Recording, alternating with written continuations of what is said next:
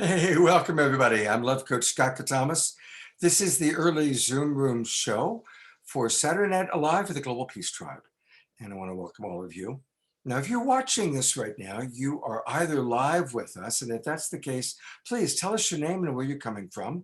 I see we've got people already from Santa Cruz, Norfolk, Virginia, Sacramento, Arkansas, West Coast of Canada, Florida. It's really, really fun. Gosh, we've already got 50 people with us from all over. We even have presenters tonight coming to us from Israel and Malaysia.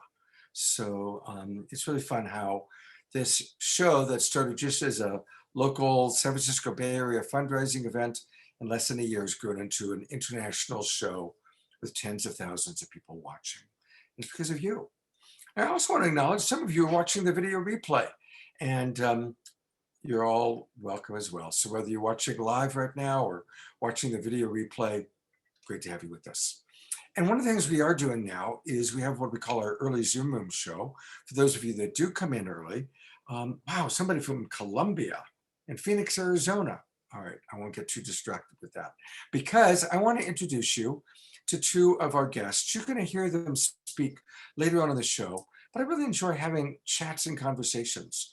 And so the first guest I'm going to bring on board here is the first time I'm meeting him, to be honest.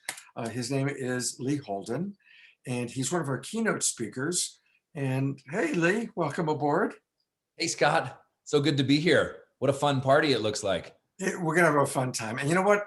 So it's not just a couple of dudes. Let's bring in Andrea Brooke, who is also going to join our early chat.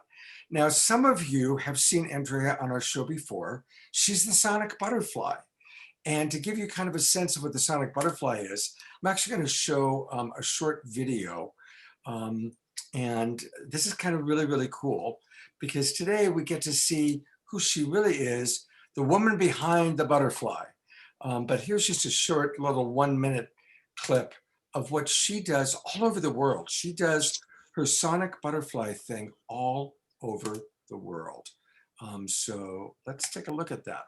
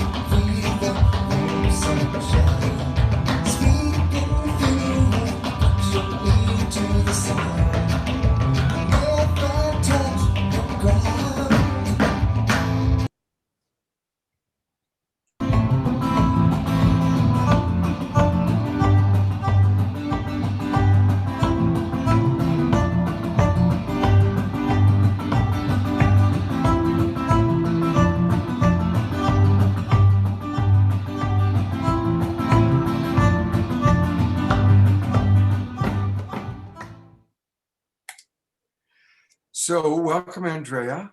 Welcome, Lee. Right off the bat, I want to just kind of bring in something you have in common. Andrea has been doing yoga, teaching and practicing for well over 20 years. Lee is a qigong master. So since tonight's all about optimizing health, I'd love for each of you just to share maybe a personal reflection of how yoga or qigong impacts your life.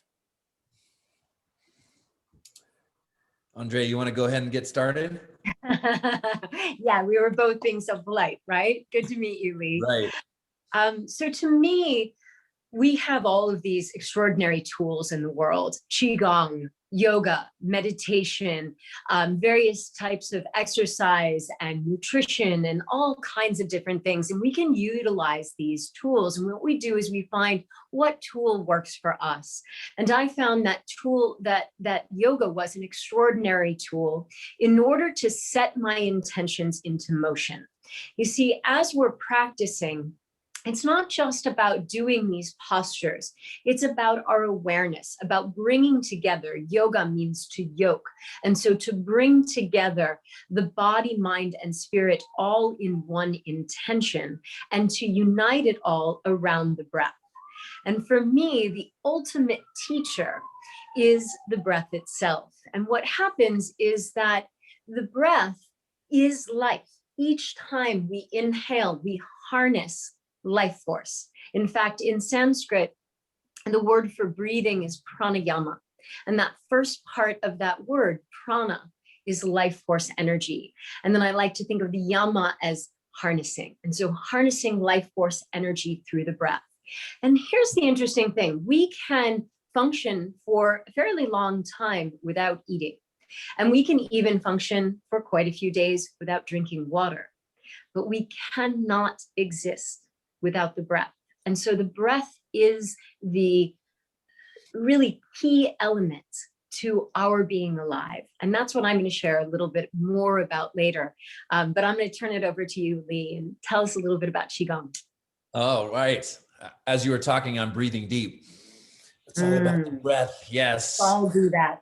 Yes, let's breathe deep. So, you know, what you were saying about prana, you know, in China, the word was qi.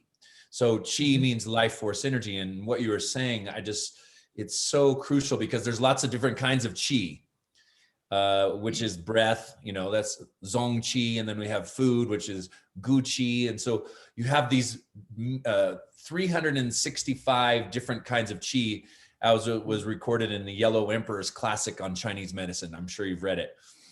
But the way in which we integrate all of these things, mind is a particular kind of energy, and emotions are a particular kind of energy, and our bodies, which we're going to talk about today, are a particular kind of qi. Now, they're not separate energies. They're one energy manifesting in different forms. And it's that dance between the different forms that helps us to stay happy, healthy, and fulfilled. It's this integration. And what's the bridge between all of these things? It's the breath. And the breath can really help us to bridge. Why? Because we can consciously breathe. If we say, hey, consciously slow down your heart or make your liver digest your food faster, we all can't really do that, but we can all take a deep breath consciously. So that bridge between the conscious mind and the subconscious mind, the mind, the heart, and the emotions and the body are all bridged with that breathing practice. And for me, just a little bit about my personal story. I was a collegiate soccer player. I got injured. I tried Western medicine, and then it didn't work. You know, the cortisone, the painkillers. And I went to an acupuncturist who was one of my martial arts teachers as a kid. I saw him break just a big stack of bricks, and I was fascinated. He said, that's the power of qi. What's really fascinating is qi's for healing. And so he gave me acupuncture. I started doing qigong, and I was better. I was back playing soccer a week and a half later. And that was a catalyst for me to change my whole outlook on life and to turn it into a career. I've, traveled all over the world, mainly in Asia, studying holistic health practices and Chinese medicine and qigong. Awesome. I want to jump in on that just really quick, because I also had a major injury. I was a competition cheerleader, and we were the best junior high school in South Florida. So like full on, bring it on, build 5, 6, 7 tier pyramids, do flips off the top. And I was the main base. And after 3 days of cheerleading camp, my L5 vertebra fell in and my back collapsed. And so that began my healing journey as well. And the only solution was surgery, and surgery was not a solution to me. And so yoga became my tool for really transforming my body and owning my body. And I'm able to do anything that I want. I don't consider myself to even have a back problem. That doesn't mean I don't deal with pain, but don't we all deal with a little bit of pain in our lives? However, I can do anything I want. And so I think a lot of times, so for those of you who are listening right now, for those of you who are having pain in your body, that's your body's way of telling you, hey, listen to me. I need you to hear me right now. Let's figure out what tool is going to work for me to really come to a place of of being healthy and alive and vibrant. Beautiful. Hey, we have the L5 syndrome. I mean, that's exactly where I was hurt too. You know, what I find fascinating is that often our adversaries or our challenges in life, our injuries are our greatest teachers, because at the time I was depressed. I was 19 years old. I was supposed to be starting on the soccer team. And I was like, oh my God, I'm so bummed. And then this, you know, the worst thing that ever happened to me became the greatest thing, because it became a life lesson. And it was that truly what you said about listening. If we can listen, there's often a message, and our body communicates. How does your body communicate to you? It communicates through energy, through life force, through kinesthetic sensation, not linguistically, but it talks to you through energy. And when we learn how to speak that language, it's a very powerful tool to get that wisdom, our gut feelings, our body wisdom, and get a lot more information out of life. Absolutely. And I find that one of the best teachers of all of that is the breath itself, because notice right now, everyone, are you breathing? Like, are you taking a big, full, deep inhale? Are you taking a nice, slow, grounding exhale? And if you're not, like right now, maybe you're holding your breath, maybe you're barely breathing. Notice if you're holding it after an inhale, right? So you've taken an inhale and now you're holding it.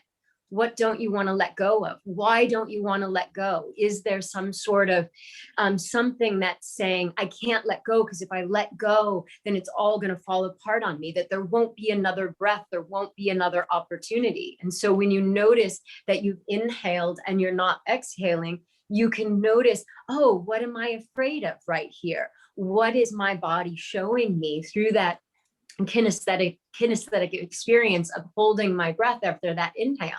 Or maybe I'm not taking inhales. I'm taking tiny little inhales right now because I'm afraid to bring it in. And maybe there's something that's being expressed right now that it's like, wow, if I bring this in, then I have to change.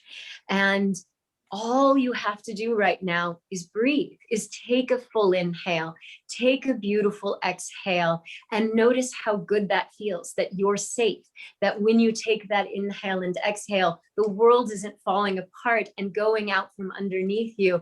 Instead, you're feeding your body with that breath and that love of the breath. I love that you guys are talking about breath, and, you know, bringing it back. I mean, we're in a pandemic, and when people die of COVID, they die because they can't breathe any longer. It stops the breath. And so there's like this new awareness of breath. And also, you know, just to kind of point it out, last summer, most of us watched the murder of a man, and he was murdered painfully by not being able to breathe. And so I really just thought the combination of COVID in our face and then the murder of George Floyd in our face really put such an awareness of how precious our breath is. And I appreciate that spontaneously is where we're starting on a show all about optimizing our health. So thank you. Now, there's another way that you two are in common, or that I'm seeing a commonality, and that is that, Lee, you host a series on being superhuman. And I actually had Carolyn Corey on my show last week, who made the documentary about being superhuman. And Andrea is superhuman in that she travels all over the world and does the sonic butterfly. Whether it's really expressing ourselves to the fullest, or going beyond what we think we're capable of. I want to ask both of you, what does it mean to be superhuman? What does it mean? And how do you do that? How do you manifest at such a high level? I mean, it's a beautiful question. And that's really what we're talking about. We're talking about what is our human potential individually, but also what is our human potential globally as a community? And what can we do to change the world? I mean, you Scott, we're talking about, you know, the pandemic and social justice, and how can we turn on our energy, but then work together for a higher vision of what's possible? Because There is a higher vision. And when we're listening to the breath and some of these points you made, there's a message here. We need to make changes. We need to shift. We need to shift our energy and connect. And it can start with something so foundational as our breathing, because our breath is always happening in the present moment. And our inhale, right? When we inhale, that's a relationship to our future. That's our inspiration. And our exhale is our relationship to our past, that letting go. And just by breathing, we can take that step and bridge from where we are now into our innate capabilities. And this is something that's common with all the masters that we saw when we filmed our docuseries, Searching for Superhumans, and creating the superhuman experience. Breath was key, whether it was pranayama, kundalini, qigong, meditation. Breath was one of those things that we found foundational in all of the masters that we went out and filmed. And these were the masters that what I call the Olympians of energy work or martial arts or mind practices or meditation. These were the gold medalists. They could do things that most of us can't. And we captured it on film, and it was astonishing. But then what makes it relevant is that just because somebody wins a gold medal doesn't mean that exercise isn't possible for you. So there's a lot of relevance. And I'll tell you, we've seen things, these masters of ancient wisdom, we're all capable of so much more than we're taught in our schooling, in our families, and we can tap into that. And there's some really amazing tools and resources. And that's what gets me really excited. Teaching people how to tap into their amazing resources, whether it's healing or creating a deeper, more intimate relationship with life, cultivating happiness or joy, feeling that connection with the divine. This all comes back to energy. And energy is that bridge. So foundational is breath, breath being energy. When we work with energy, we turn on our inner resources and tap into our human potential. Beautiful. That is fantastic. And you know what I want to say, because you've brought up, Lee, all these amazing practices and all these individuals who are doing that work. And I want to talk about each of us, just everybody who's here in this moment right now or listening to the recording. And I think the best way to reach your superhuman state is to love yourself wholly. And so in other words, I want to use the breath as an example. So check this out. An inhale negates the exhale, right? An exhale lets go of the breath. And then an inhale fills it back up again.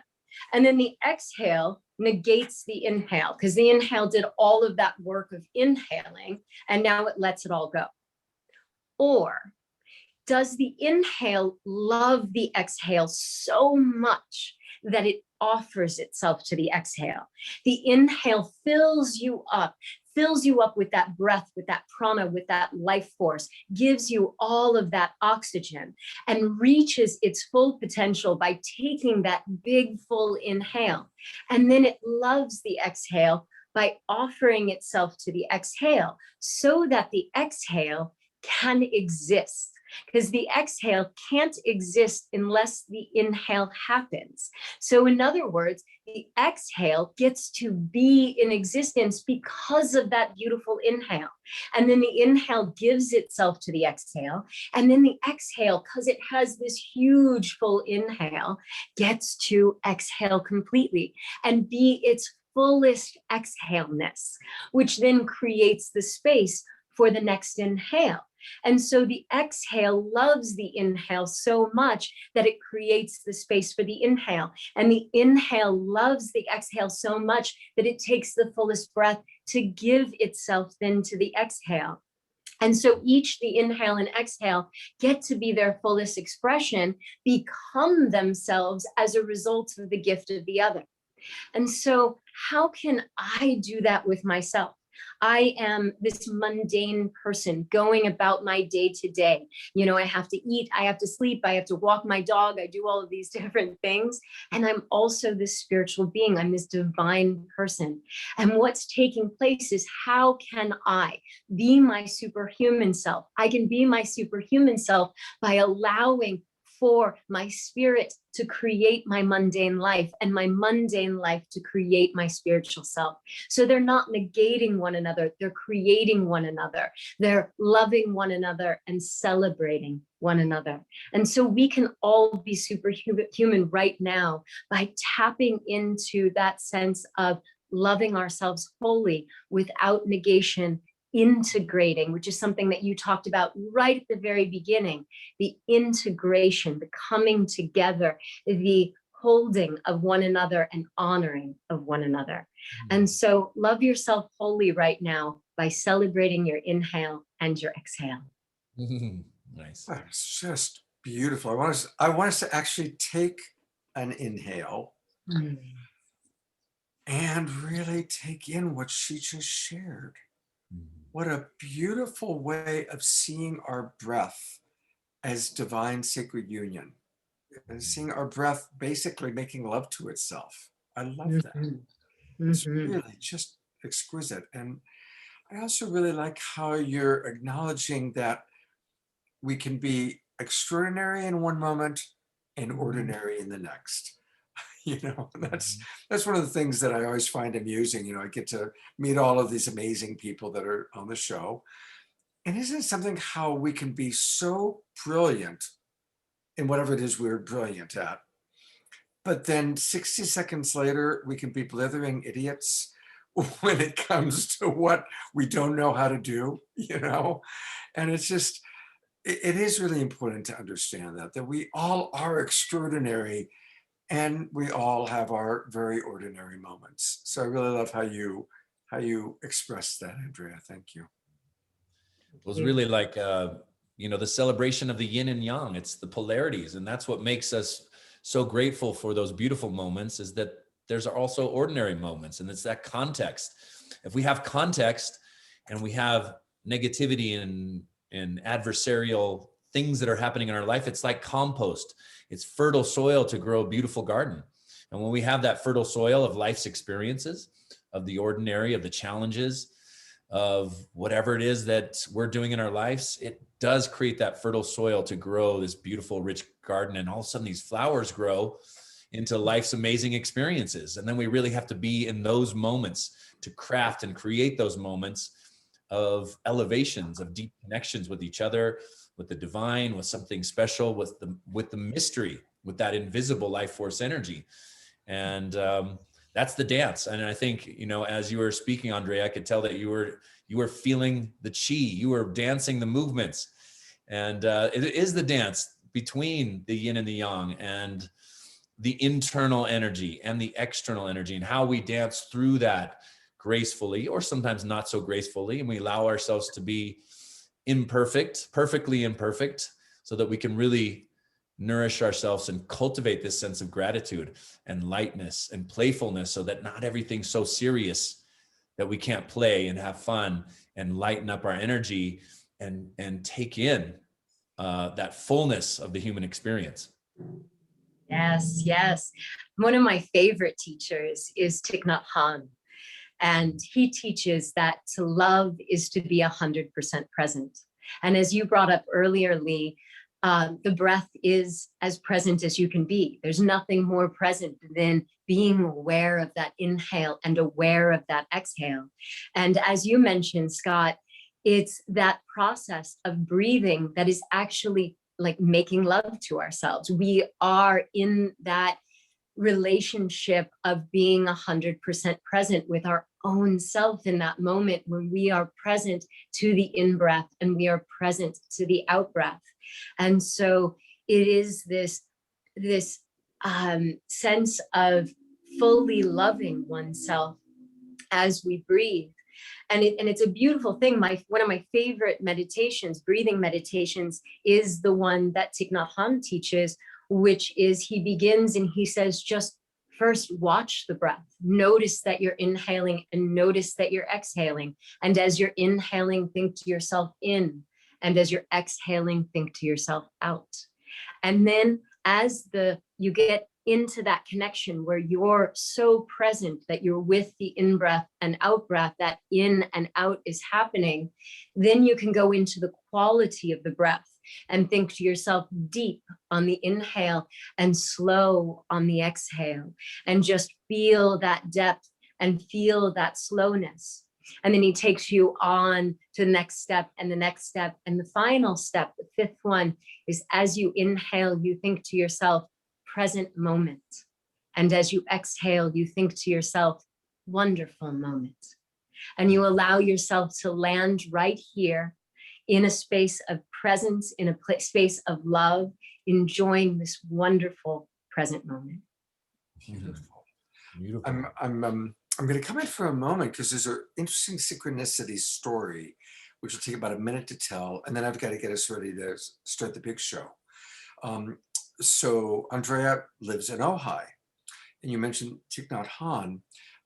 Many, many years ago, I attended a week-long workshop that the Ojai Foundation put on with Thich Nhat Hanh.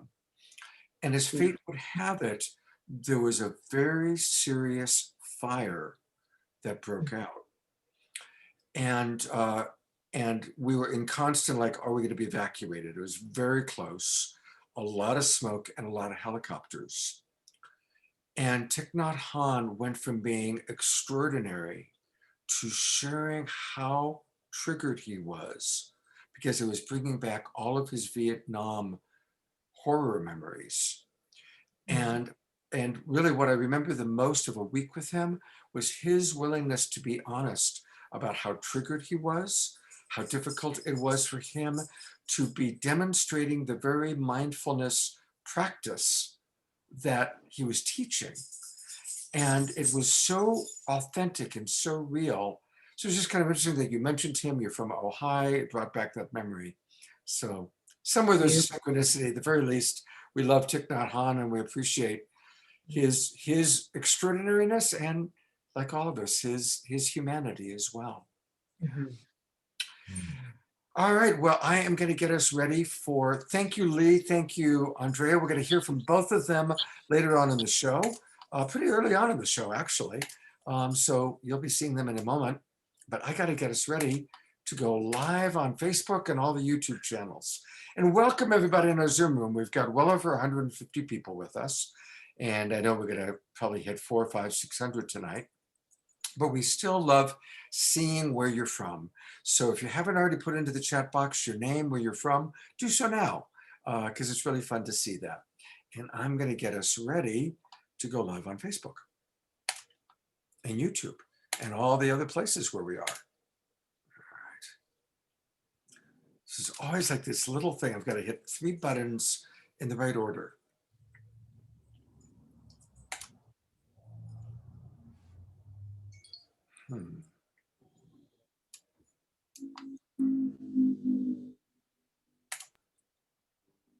Good. Okay, that's one. And that, we don't need that. And we don't need that. And it's 6 o'clock.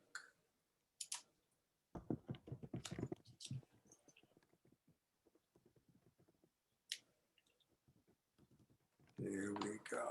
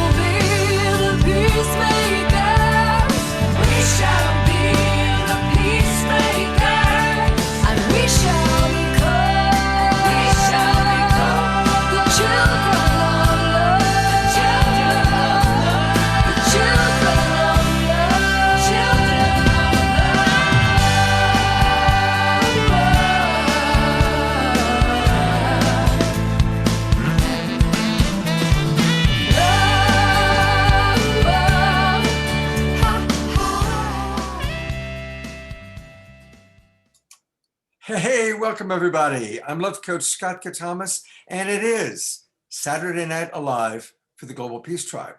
Yeah, that's you. Because if you're listening to my voice, you are part of our Global Peace Tribe. It's pretty amazing. We've got people coming from all over the world watching our show now. And we're really grateful for that. In fact, a lot of you are watching on our broadcast partners. So we want to thank those of you who are watching on Unify or Alan Steinfeld's New Realities TV, YouTube channel, a lot of different places that people watch us. And we want to welcome that we've got a brand new broadcast partner who's broadcasting us tonight. So we want to welcome our friends from the Enlightened World Network. And they are truly bringing heaven to earth. They have over 2,000 videos of amazing speakers and presenters. So it's really fun to be on still another broadcast channel. So, and you'll be meeting Ruth, who's the woman who runs that on one of our future shows.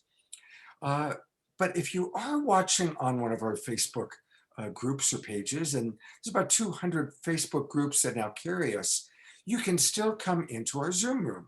And you know what? There's a lot of advantages to doing that. It's really easy. Just go to globalpeacetribe.com and register. Literally, it takes a minute. And the advantage to coming in and joining us that way is that we get your email address. Don't worry, we keep it to ourselves. We don't give it to anyone else.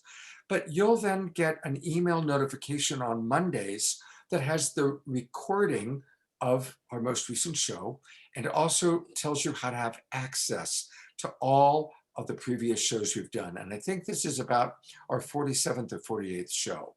And there's a lot of other features that come with being registered with us. So really, I want to encourage you, go to globalpeacetribe.com, register, and come on into our Zoom room. We've got well over 200 people in the Zoom room right now. We'll get up to about 500 probably tonight. And by coming into the Zoom room also, you can chat much more easily with our presenters, with our performers. We can chat with you. We can answer your questions. So come on into the Zoom room if at all possible. I also really want to acknowledge our sponsor of tonight's show. Tonight's show is sponsored by Light Touch. And of course, that means that it's sponsored and brought to you by Jay Mayer. And I'm looking for Jay, but he's not in our panel. Oh, there he is. Where is that masked man? There he is. All right. Sorry about that. So here is Jay with that good looking, the hat is what threw me off, Jay. And a lot of the videos you're going to see tonight were created by Jay. And again, I do want to acknowledge that Light Touch is the sponsor of the show. You're going to learn all about Light Touch tonight. And we've got just a lot of fun. And it makes sense that Light Touch is our sponsor because tonight it's all about optimizing our health. And we've got amazing teachers and practitioners of a lot of different varieties of health with us. And to tell you a little bit more about the show and who we've got on, it's my producing partner, an amazing woman. It is Deborah Giusti. Take it away, Deborah.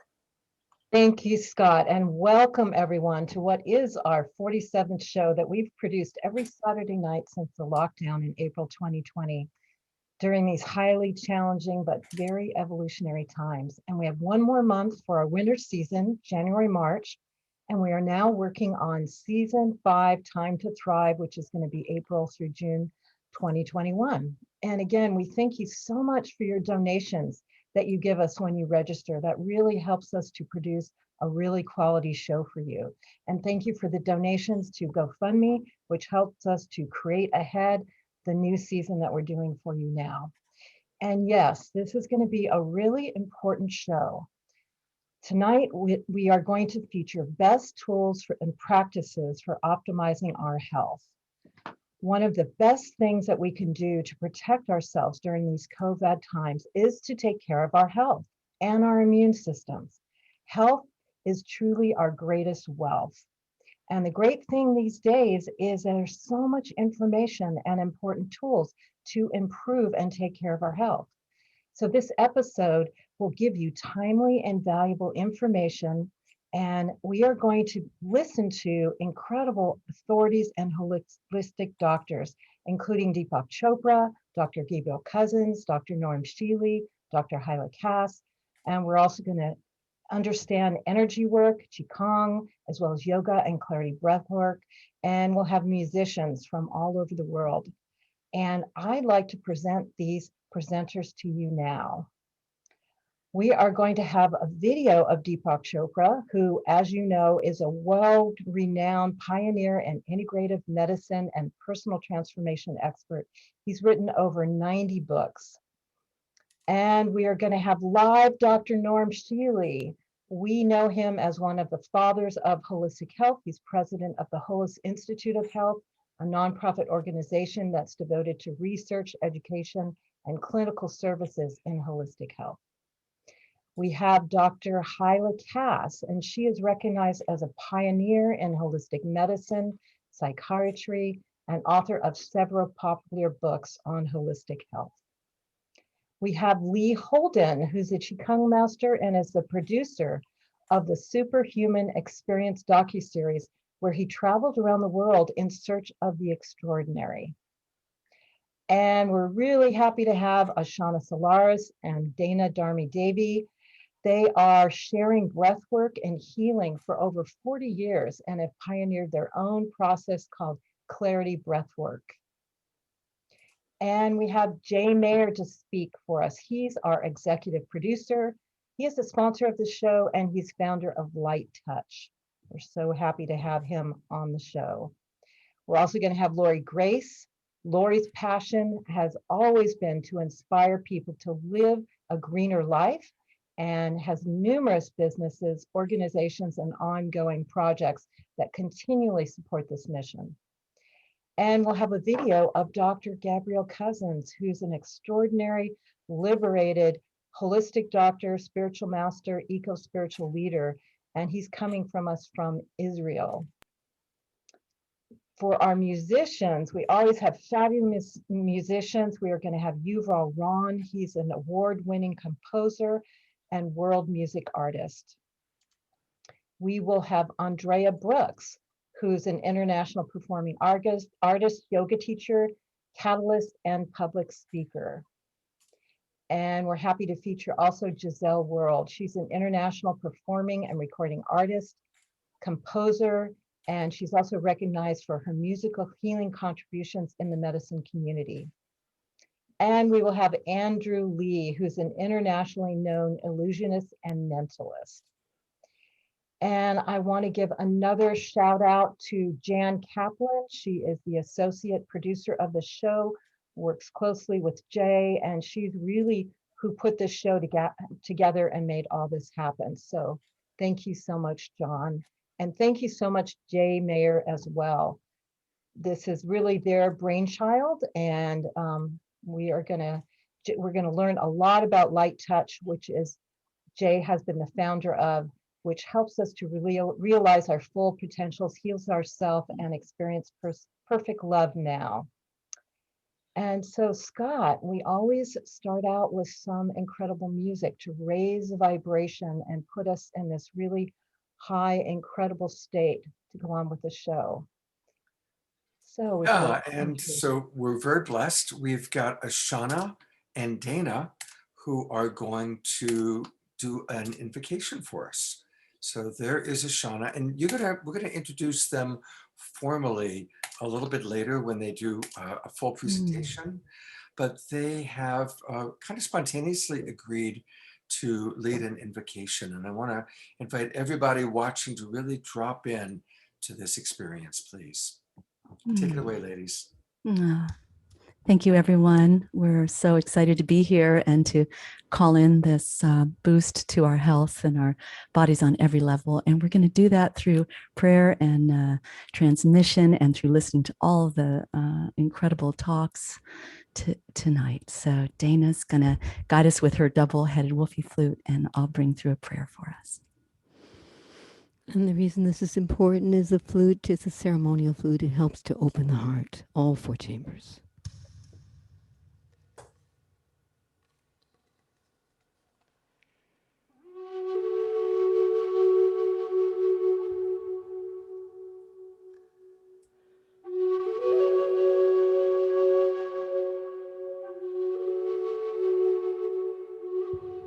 Let's take a deep breath, all of us listening right now. And we'll let out a sigh and just let go and turn ourselves over to this gathering of incredible people around the world. We are shifting the world through this beautiful World Wide Web. And let's imagine we can stand up together, friends, and take each other's hands, remembering that feeling of standing in sacred circle together. And let's stand right now in this sacred circle around the world. And let us call to us an incredible gathering of light, of health, of well-being, of lifting our vibration beyond what we have ever known before. This is our time to rise, to open, to heal, to spread our wings and to share our love and our joy with the whole world. So let's take another big breath. And I want you to feel Gaia underneath you and send your roots from wherever you are in the world. And let's join together in Gaia's incredible heart. And let's call that energy from our roots all the way up through our beautiful hearts. And let's shine our heart out to one another around the world. And let us call together divine love, divine light, divine grace. Pour through us at this time. Ignite us, empower us, inspire us. We open to healing in every cell of our bodies. We activate the codes of health and well-being in our DNA molecules. We choose life for ourselves, for humanity, for our children, and for our grandchildren, and for our great-grandchildren. And let's send this light out to all those people in our lives, especially anyone that is in need of healing right now, that is in need of hearing these words or feeling this prayer. Let's send it out around the world to all those that may be struggling through the pandemic, that may have lost loved ones, that may have dealt with challenges. Let's send them our love and an empowerment on this full moon, asking for the light to liberate us, cleanse us, clear us, awaken us, empower us, and set us free to live in a greater way in this time of the dawning of a new age, this time of Aquarius. And let's imagine we can squeeze each other's hands, and let's call in the sacred circle, all directions, the rising sun in the east, the fires in the south, the waters healing in the west, the ancestors and elders in the north, the above, the below, and the center where we are one in truth eternally. Let's offer up our prayer, set it free, and let's bring our hands in prayer position in front of our hearts and dedicate this show tonight to incredible healing for every one of us. Blessed be. Amen. And so it is.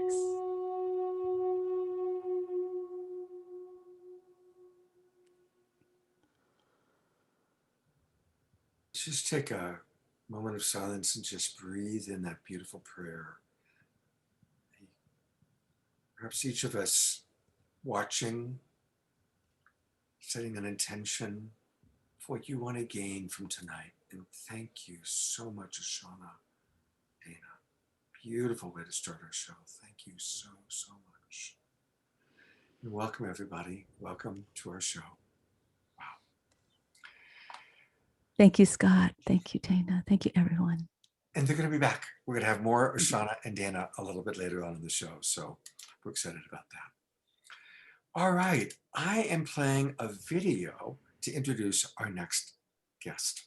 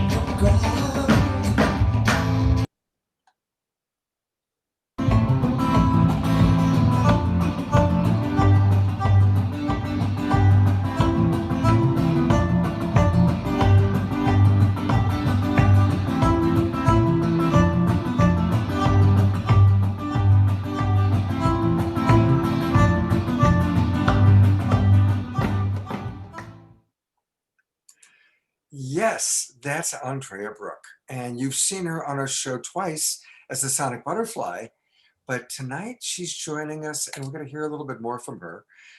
Those of you who came into our early Zoom room show got a chance to listen to a really delightful chat with Andrea and Lee Holden. So I'm going to put the spotlight on Andrea and just tell you a little bit more about her. She is an international performing artist, a yoga teacher, a life catalyst, and an outstanding public speaker, as some of you already have heard this evening.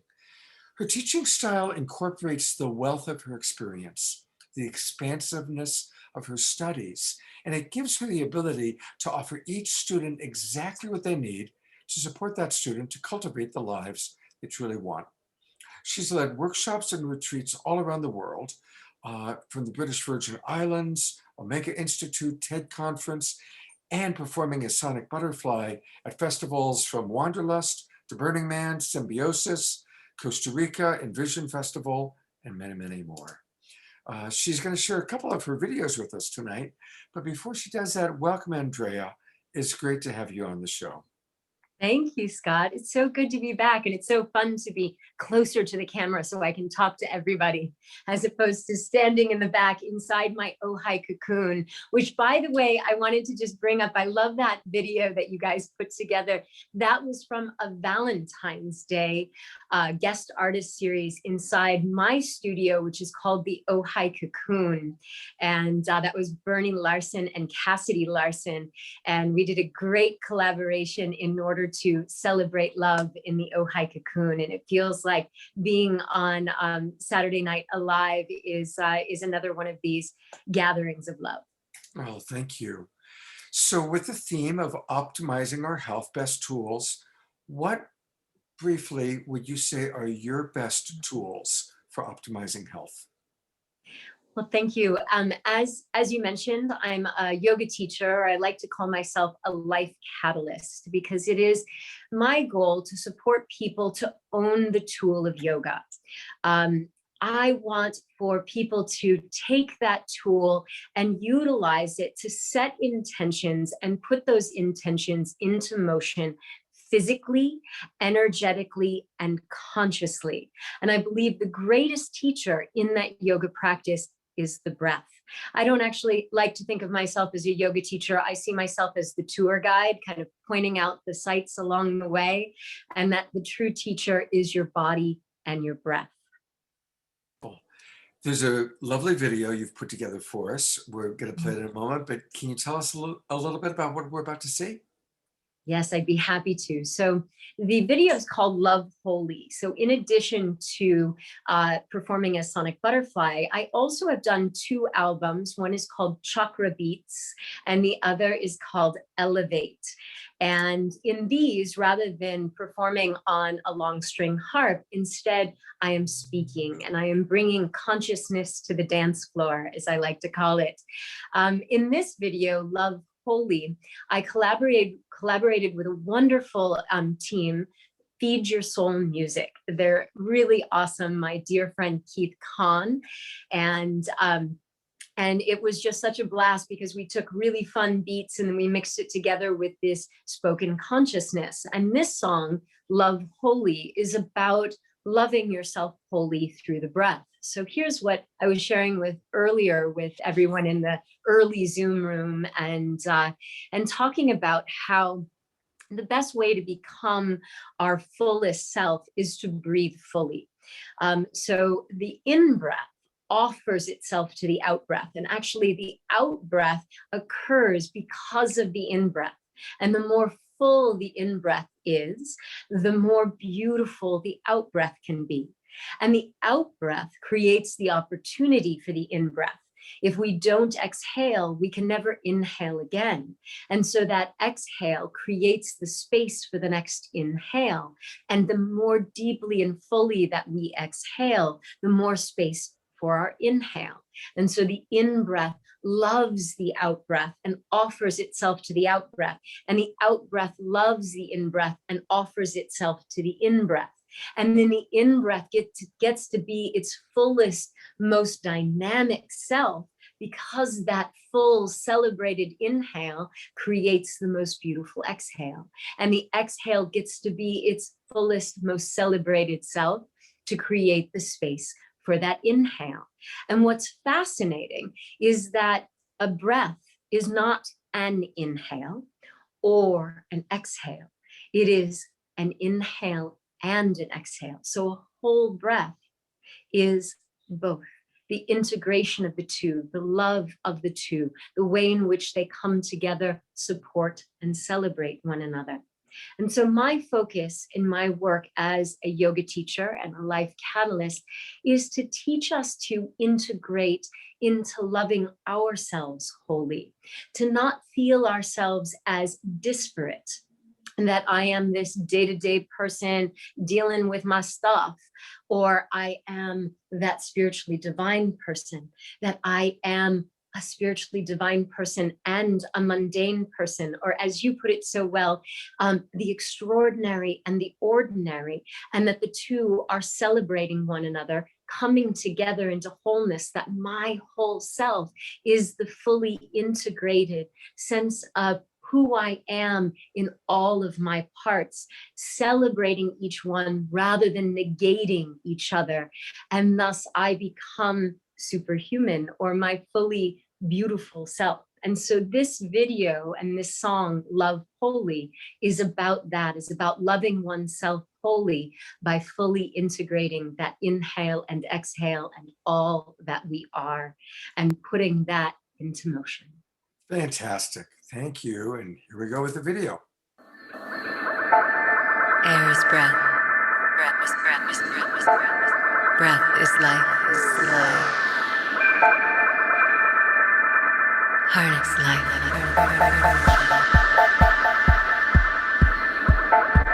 Take a deep inhale.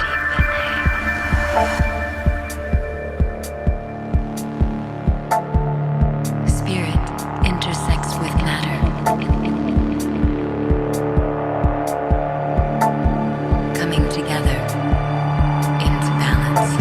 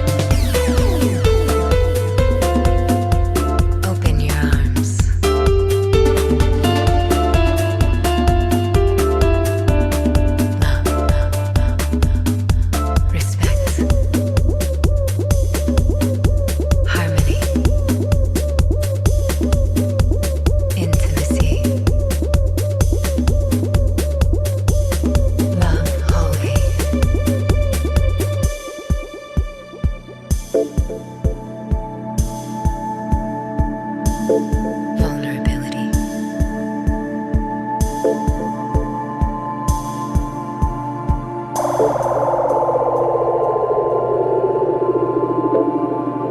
compassion,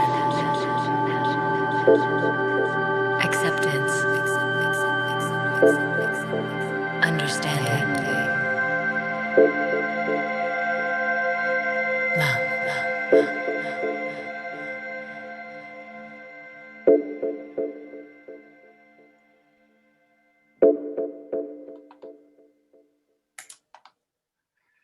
I'm going to pause it on that for a moment because I just really want to acknowledge the beauty of that video.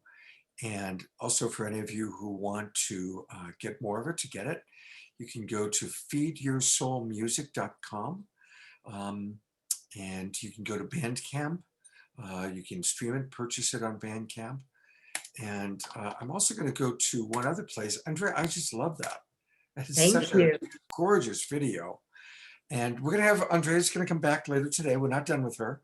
But to get more videos, to hear her music, to learn more, you can go to www.sonicbutterfly.com. sonicbutterfly.com. She also has a wonderful YouTube channel. So if you go to YouTube and you put in her name, you'll be able to find her.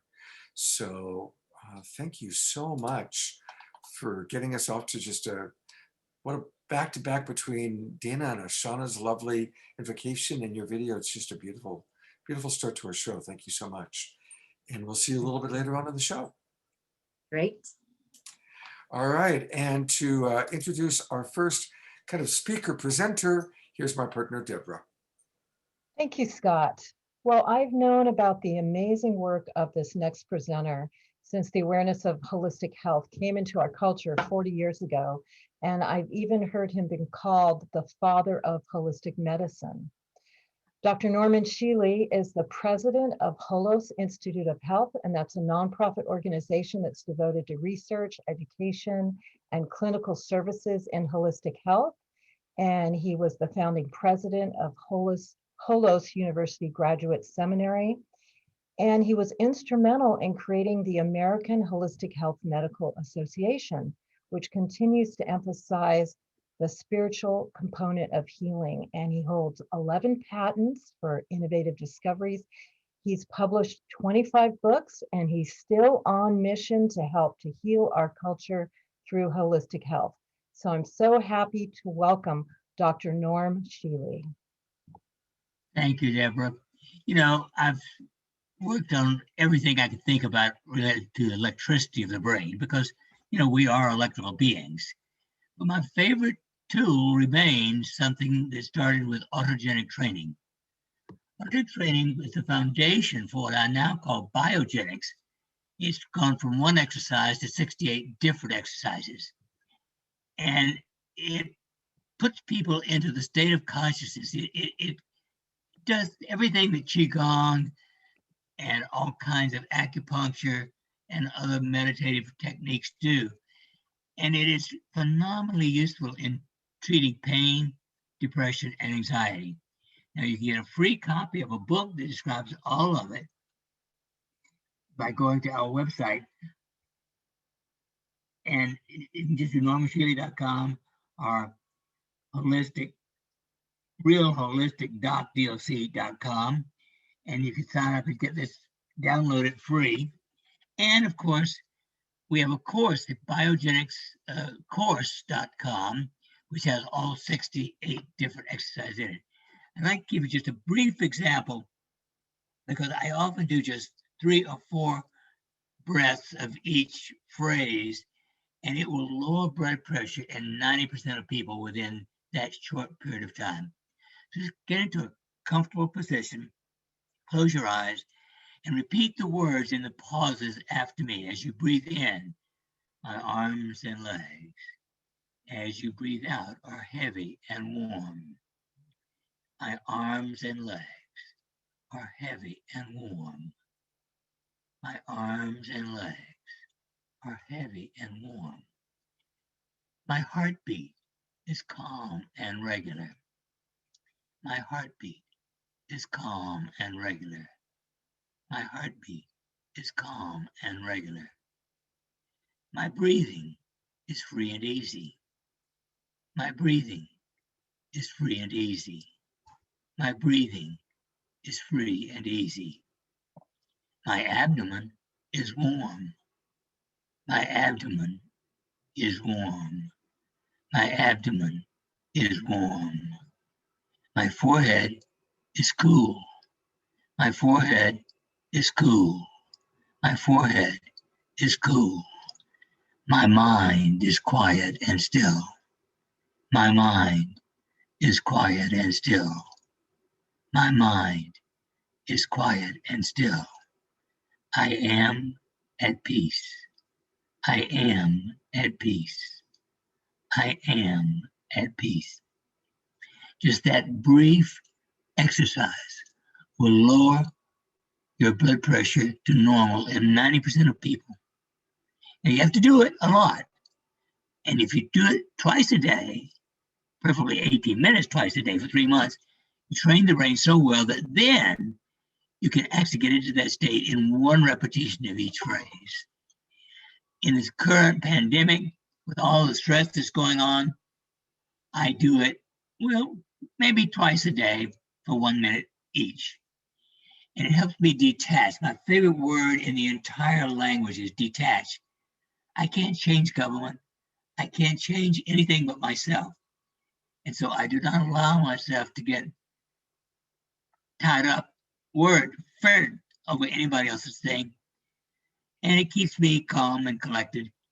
And now we're actually working on increasing anandamide, the natural bliss hormone produced in the brain. Within a month, we should have the results of that. The important thing is you can control a great deal of your life. And the best way is to plan it and spend the time, not just mentally, but physically, mentally, and emotionally, retraining your body and your mind. It is the training that is important. Now, I did this initially in 1972 for 3 months. And since that time, I don't have to do it 18 minutes even once a day. 1 or 2 minutes is adequate to keep my mind balanced and trained. And this is what we work on every day with people who fail conventional medicine. In my opinion, I do not know any chronic disease for which I would allow conventional medicine in myself and certainly in my patients. I spend my time weaning them from drugs. In acute illness, medicine can sometimes cure you. In acute injuries, especially, conventional medicine is good. But for any chronic disease, it is infinitely better to train your brain and use these holistic approaches for body, mind, and spiritual health and well-being. And I would like to encourage everyone to take advantage of that, get the book, and consider the biogenicscourse.com, because this is the best thing I know for training your brain. And there's still a lot of electrical gadgets. I mean, I started off with transcutaneous electrical nerve stimulation, spinal cord stimulation, cranial electrical stimulation, and then we've gone to the gamma PEMF device, which is the greatest thing in the world for severe depression, anxiety, and scalar energy, which lowers free radicals. There are all kinds of adjuncts in the holistic world. The holistic approach, in my opinion, is the only one that I would even think about for any kind of chronic disease. If you can't find a holistic doctor, go to the internet. There are lots of us all over the country, all over the world. And I do still like acupuncture, and electroacupuncture is a great adjunct. But the important thing is this series of 6 little phrases puts you into an hypnotic trance. You can go all the way to deep sleep. In 1976, I had a sinus infection, the only one I've ever had in my life. I needed to have surgery. And I said, give me 20 minutes and I'll be ready. And I put myself into this state and I made my nose numb. And I said, I'm ready. I could feel movement. I could hear this crunching of bone as they went up to my sphenoid sinus. No pain whatsoever. And that's how well you can train your body to deal with all kinds of problems. There are a whole bunch of exercises for training the body, the mind, the emotions, and ultimately, my favorite of all my exercises in all these years is every thought is a prayer. Thinking sets in motion spiritual forces to bring about change in body, mind, emotions, companions, hopes, and despairs. Every thought is a prayer. Think positively every day of your life. The most important thing in your world is your body. There's only one purpose in life: to love, to help other people. Love is the desire to help other people. And the person who made this shirt is just as important as I am. The person who made this video is certainly as important as anyone else I know. Anything you do that helps anyone else is equally important. But the most important thing is to take care of yourself so that you can contribute and love other people. Blessings to all. Thank you very, very much. Well, thank you so much, Dr. Shealy, for coming on board. I noticed that people have been asking if maybe somebody can write down the different affirmations that you gave. And Deborah has been putting into the chat box the pages, the website for Dr. Shealy. So, thank you so much, Dr. Shealy. It's really an honor to have you with us. Really, really an honor. Thank you so much. And his website is his name, normshealy.com, NORMSHEALY.com. So thank you, Dr. Shealy. Well, we love having magic on our show. And this is something that we do in most of our shows. And tonight we have a new magician. This is his first time on our show. So I'm putting the spotlight on Andrew Lee. And just tell you a little bit briefly about him. He's an internationally known illusionist and mentalist. He travels frequently, and his unique acts have mesmerized audiences all across land and sea in Asia, Australia, Europe, and even the Middle East. He took social media by storm after he wowed Britain's talent judge, yes, Simon Cowell. Anybody who can get Simon Cowell to wow them is somebody we're certainly happy to have on the show. So Andrew, welcome to Saturday Night Alive. Thank you so much, Scott, and hello everybody and welcome here. I'm excited to be tuning in here with all of you here in Malaysia. Well, see, in Malaysia, when we meet new people, we welcome them with a cup of tea. So guys, it is such a pleasure being with all of you here today. Let's have tea. Now, see, the way I make tea is a little different than most people. Now, of course, we have the teapot, we have tea, a tea bag, and of course, most importantly, we have water. Now, I'm gonna make this especially special for you guys, okay? We're gonna start off here with the water.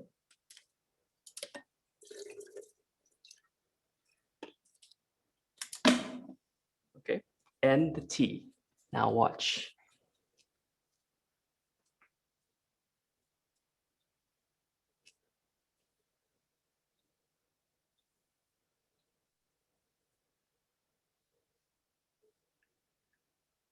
Whoa.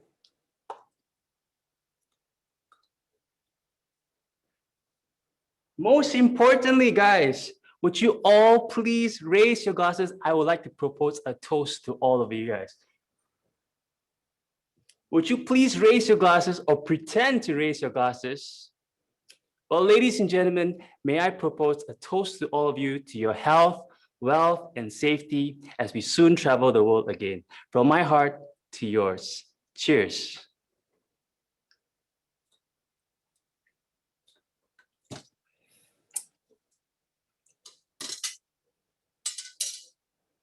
One of the great things about traveling around the world and meeting new people is the connections we make. This piece is about connecting. It's very ancient and it comes from China, but I've updated it for modern audiences. I hope it connects with you.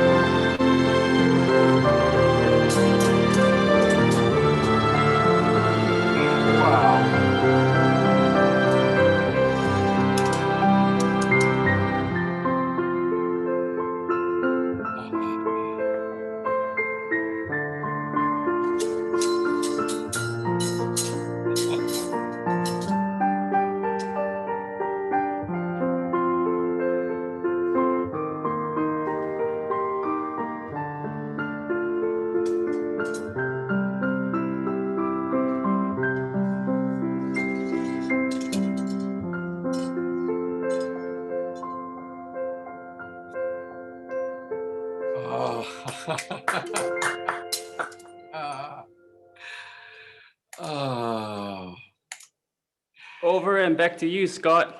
Andrew, that's just so beautiful. I mean, I really turned into a 10-year-old boy watching that amazing magic. Andrew's going to come back. We're going to have a second act, but I do want to let people know how you can reach him. I know that Deborah's been putting it in the chat box, but just want to show you can go to Andrew Lee Magic, ANDREWLEE magic.com. And thank you so much, Andrew. That was just like really, my heart's just like really blown away. It's beautiful. Thank you. And we'll see you in a little while. Thank you. See you guys. Well, as we've said before, you know, this show is brought to you by Light Touch. And there's Jay Mayer and beautiful Jan, his partner. And so to learn a little bit more about Light Touch, let's take a look at this video.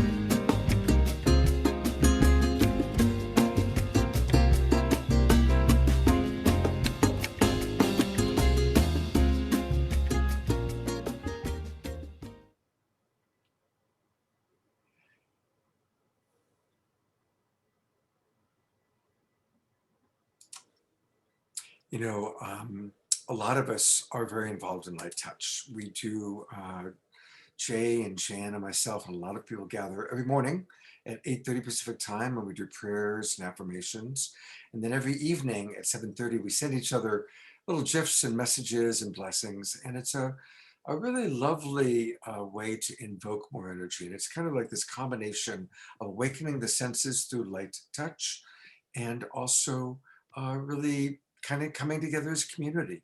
So if any of you are interested in learning more about light touch, I'm going to pull up one more time a screen, and it really is about, you know, so already in our show, so many people from Dr. Norm Healy to Andrea have talked about love and self-love, touching ourselves in a loving way. It's a beautiful form of love. So again, if you want to learn more about light touch, go to light-touch.me, and that's where you can find out all about it. I also want to acknowledge that Jay does a really wonderful job of creating a lot of the videos you're going to see, including the video that I'm going to show right now, which is to get you excited about an upcoming show that we're going to do, a new show of Saturday Night Alive on March 13th. Check it out.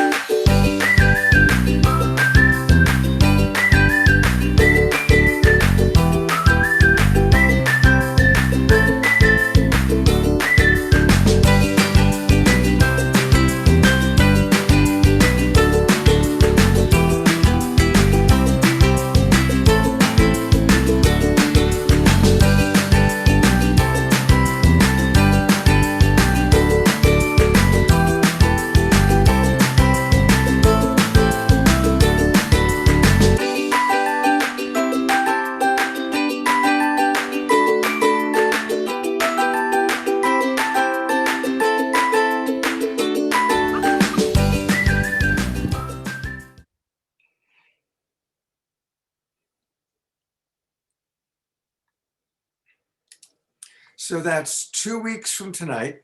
And my friend here, Boobali, is going to be co-hosting that show. We've already received, I think, about 20 photos. So if you want your pet to be involved, well, there's Jan with her cat. So if you want us to show a photo of your pet, send it to us quickly. Send it to Laura@globalpeacetribe.com. Laura@globalpeacetribe.com.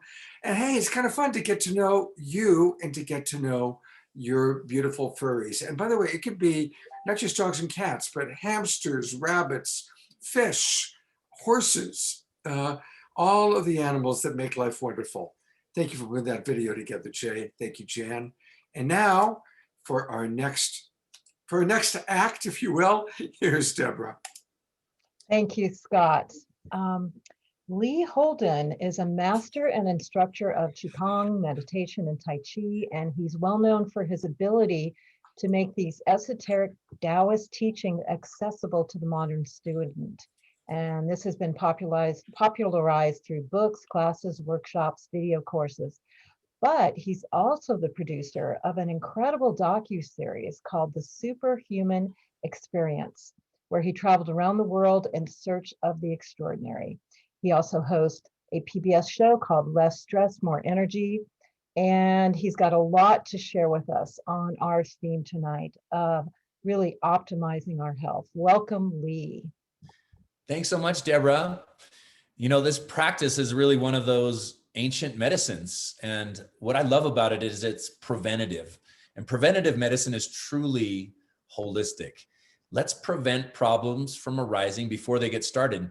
And in fact, the way this medicine worked, I think is brilliant. It was that you paid your healthcare practitioner, your acupuncturist, your herbalist, your doctor, your qigong master, you pay them a monthly fee. And then as soon as you have problems, get sick, you stop paying. Now, what are they motivated to do? Keep you healthy. And when we're talking about health, true healthcare is prevention.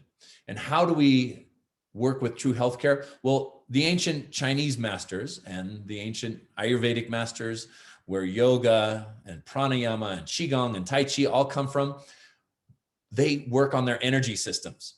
And so to cultivate energy, or qi as it was called, was one of those core practices to develop high vibration in our bodies, prevented problems from arising.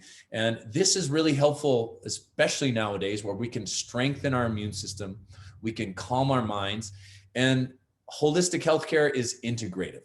It is in a way in which we can integrate mind, emotions, body, because each of these influences each other. If we have emotional stress, it impacts our immune system.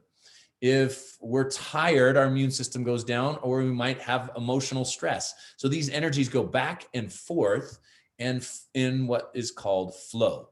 And so when we can activate the energy of positive thinking, the energy of an elevated heart, the energy circulation within our bodies with breath techniques and synchronizing breath with movements, we start to become empowered, and we really become our own best healers. And that's really what we want to do. Now, Deborah, are we going to show a clip from the movie?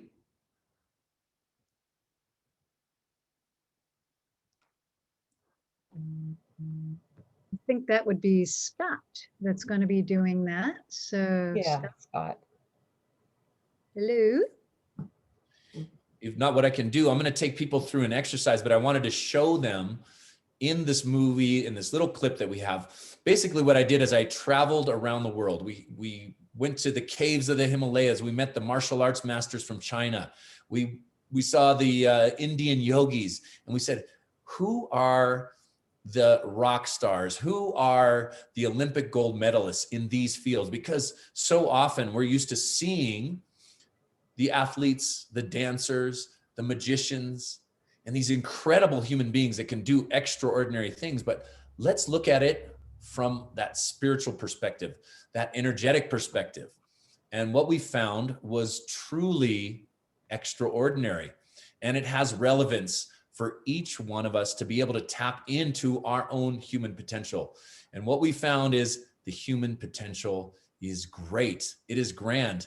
And when we start to feel tuned in to our own potential, it's amazing. We live from a higher vibration. We live in an elevated state. We live in inspiration. And that is truly extraordinary. So it's not about what those people can do, although they are truly inspiring. It's about what we can do and what we can create. And it's about coming together and creating community like this and elevating our energy. Because when we bring groups of people together, the right groups of people with the right intentions can change the world. And that happens when we get out of stress and into the heart and start to develop those connections. Those connections are really what we're calling the energy of love. It's the energy that keeps us united, not only to each other, but to the world around us, to the divine. And it's wherever we direct our attention with that heartfelt, loving energy behind it that creates that deep connection with life. Are you ready for me to shortly? Yeah, let's do it, Scott. Okay.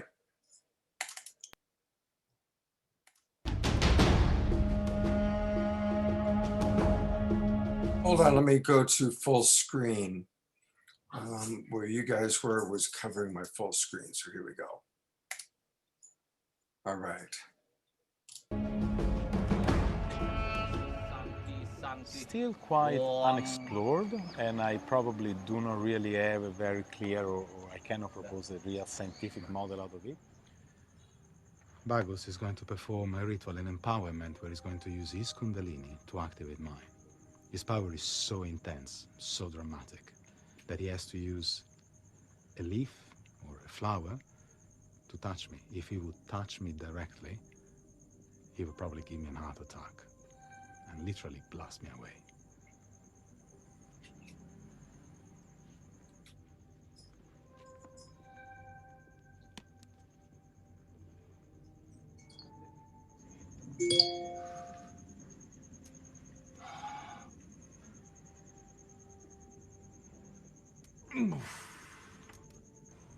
Oof.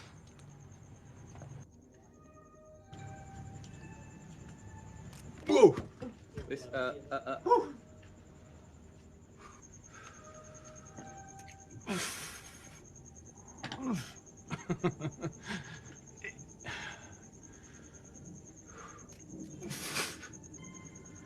Okay, guys, I'm getting to my limit.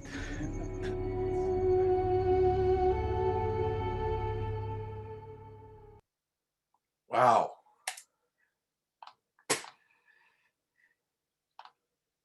Incredible scene, huh? And what the scene didn't show, it goes on. We take a voltometer, or the thing you put in a light socket to see if there's electricity, and we touch it to his skin, and it goes off, and in fact shocks this man in the movie, in the scene, even more. And so what he's done is cultivated his chi, his life force energy, what David, the star of the movie, called his kundalini. And we found masters with this level of intensity both in Indonesia and China, Tibet, and India. And in fact, the interesting thing was this technique of cultivating energy came from originally India, moved through Tibet, found its way into Shaolin temples in China, and then made its way to Indonesia. And we sort of traced that in our movie, talking and discovering different masters. But I want to take everybody through a little practice for themselves. And here's what you're going to do. You're going to activate your own energy. And this is your magic show within yourself.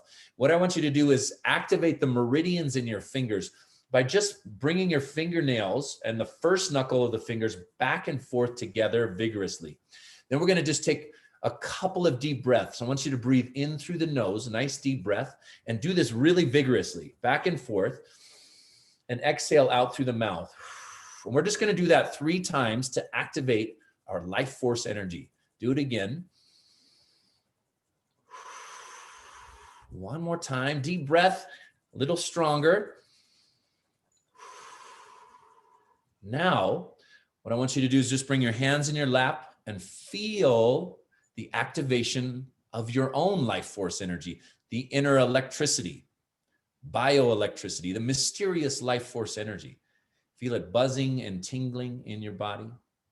And just take that energy of your hands and bring it together by your heart and feel the energy of your heart activated. Take a deep breath into that. And as your heart energy elevates, you can feel that we all connect together in a heartfelt, energetic exchange. And each one of us helps to contribute and elevate the group's energy just a little bit more. And from here, just send out your blessings to the world around you, out to a world that is in much need of heartfelt, elevated, loving kindness. Beautiful.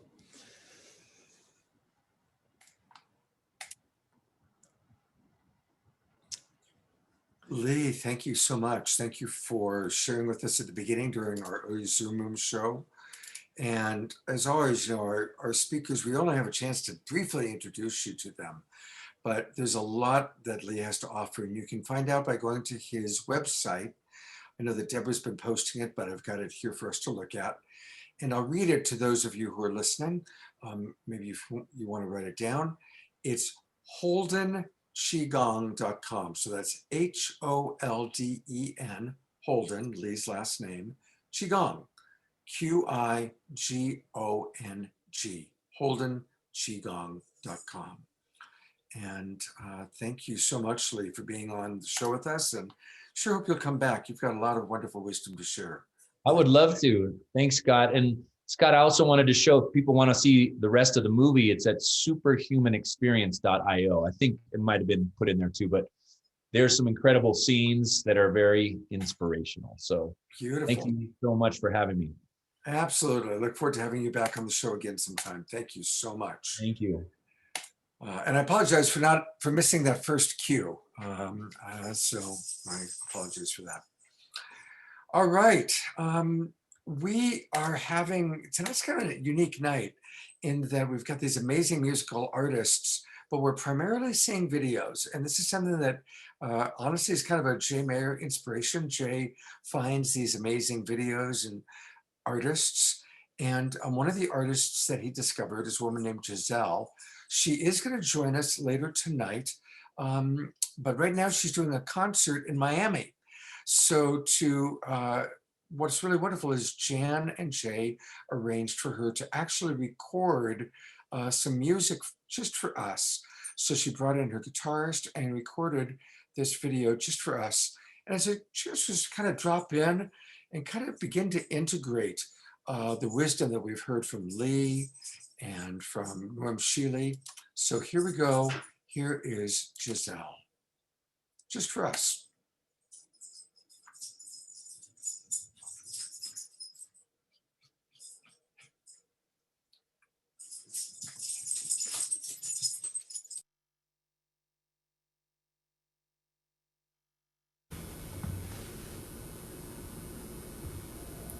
Thank you, Global Peace Tribe, for inviting us to share music. My name is Giselle World. I'm accompanied tonight by Marcelo Rosauro. We're going to share a song called Agua.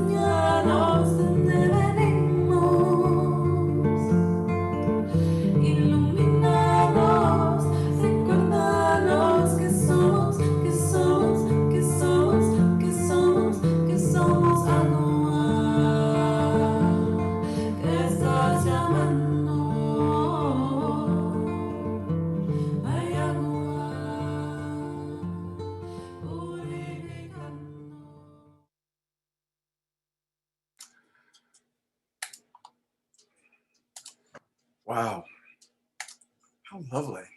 So Giselle is going to be joining us, as I said, a little bit later this evening. So we're going to do our bio and we'll introduce her then, and we're going to hear more from her. So thank you, Jay and Jan, for finding Giselle. Really appreciate that. And now I'm turning it back over to Deborah. Thank you, Scott. So now we get to hear from the incredible Deepak Chopra. He has created a video for us. He is a world-renowned pioneer in integrative medicine and personal transformation, and he's well known for integrating science and spirituality in medicine. He's the founder of the Chopra Foundation, and he has authored over 90 books in over 43 languages, including numerous New York Times bestseller. He's been on our show live before, and we're happy to have him on video now. So Scott, can you share what Deepak Chopra has to share with us? Absolutely. A video he made just for us.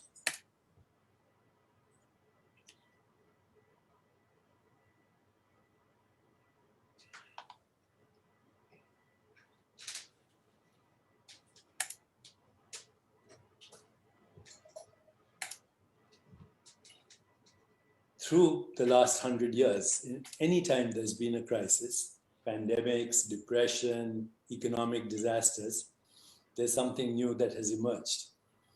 World War I, Great Depression, AM radio. World War II, atomic weapons, unfortunately, but then TV. 1990, after the economic depression, we had the internet. 2000, same time as 9/11, around the same time, the emergence of mobile phones and then smartphones, and now all these technologies that we have, we can communicate together. A global brain is being born and a new story is emerging. Social scientists who understand emergence say that certain things happen when something new happens. First, there's the destruction of the old, and then there's the emergence of the new. But emergence is now becoming a science. And emergence happens when you have an open system of communication, like the one we have right now, where there's total transparency, where there is openness to feedback, where no one is personally offended, where there's a shared vision, where there is emotional and spiritual bonding, and where there's the complementing of everyone's strengths with maximum diversity. Humanitarians, scientists, technology people, storytellers, poets, musicians, filmmakers, hip-hop artists, graffiti artists. We need a new story right now. And that new story is a new context, a new meaning, a new relationship with each other, and the emergence, ultimately, of a more peaceful, just, sustainable, healthier, and joyful world. What does it take to do that story? I just told you exactly the ingredients for a new story. Our old story is unfortunate, and it's been being recycled for thousands of years. COVID-19 is the latest story. Now we have riots all over the world, especially in America, but there's war, there's terrorism, there's ethnocentrism, there's racism, there's bigotry, there's hatred, and national leaders across the globe are gangsters. So that story does not work anymore. We need a new story. And it's up to us to create that new story. A story that begins by deep listening to each other, a story that involves emotional intelligence, emotional freedom, emotional relationships that embody empathy, compassion, love, kindness, empathy, and joy. A new story requires expansion of our awareness of who are we beyond our appearance, beyond our color, beyond our nationality, beyond our religion. It needs expansion in the direction of insight, intuition, imagination, inspiration, but also execution. A new story requires love in action, because love without action is meaningless, and action without love is irrelevant. But when you have love and action together, you can create a new story, and it better be a love story. Okay, so keep these words in mind: peace, social economic justice, sustainability, and health and happiness and joy and freedom from social constructs that don't work. Social constructs that have been based on predation, on conquest, on slavery, on social injustice, on economic exploitation, those structures are dying. You will see distributed leadership in the world and sanghas. In Eastern wisdom traditions, we are told you need only three things: refuge in the Buddha, which means higher consciousness; refuge in the Sangha, which means community with shared vision and shared passion; and refuge in service. That's it. And you know, there are other words to describe this: seva, service; Sangha, community; Simran, meditation, reflection, self-inquiry, and transcendence. If we combine these, create global communities online and offline, which we have the capacity to do now with all the new technologies, we can create a global Sangha. The internet now is our collective brain. You can give somebody a dopamine hit by sending them an emoticon, no matter where you are. I have been working with ecologists and scientists who tell me that if bugs and bees and insects and bacteria and viruses disappeared from our planet, all life would cease in 5 years. If humans disappeared from our planet, all life would flourish on this planet in 5 years. What are we going to do? Are we going the way of extinction, or are we going the way of a new humanity? That's quite a powerful question he's asking, isn't it? You know, I would love to see some of your responses in the chat box. Who do which of you think that we are heading for extinction? Would it be our 6th or 7th global extinction event? And who believes that we're heading into a time of higher consciousness, greater enlightenment? And obviously, we know what we all want, but I'm curious if any of you want to put into the chat box what you think. When we asked Deepak what he wanted us to promote, he laughed and he says, there's so many things that I'm doing, but this is what he chose for us to present.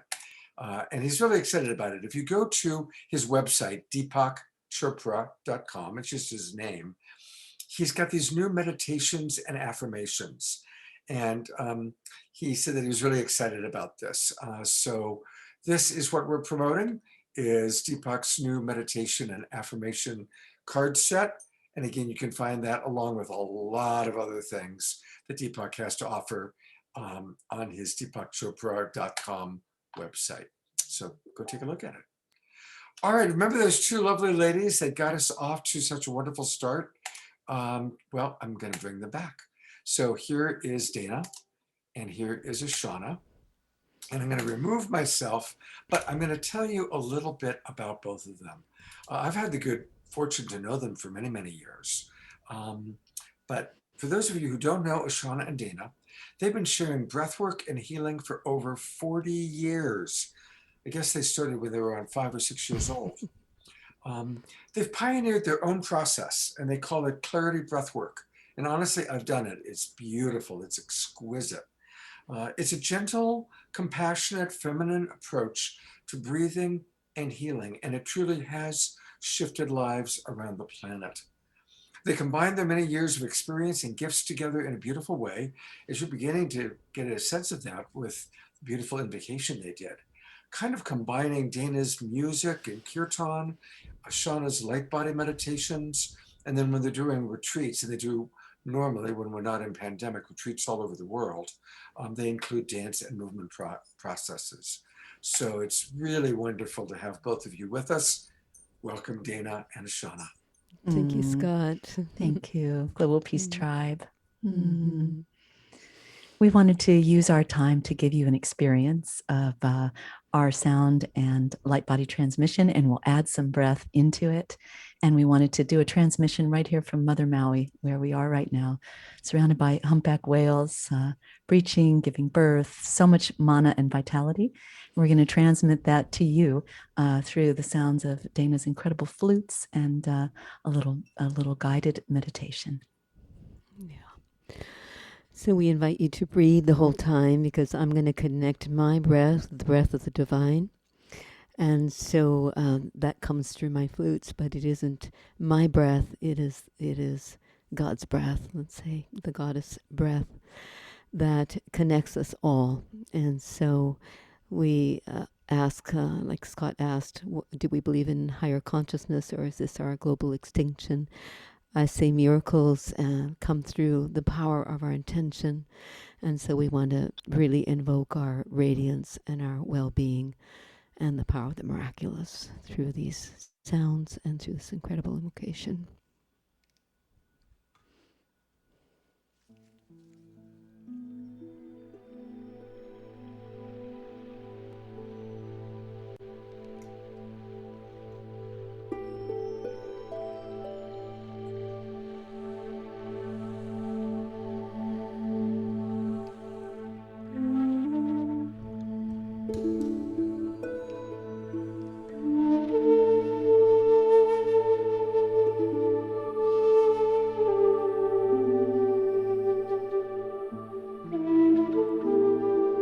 And let's go ahead and take a deep breath.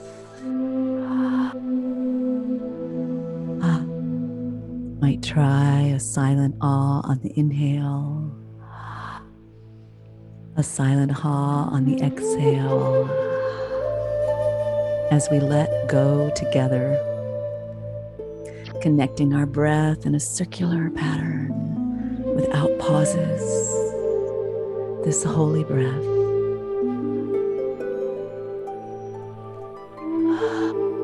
We can breathe through our mouths just for this process to allow oxygen, life force energy to fill our bodies, our lungs, our hearts,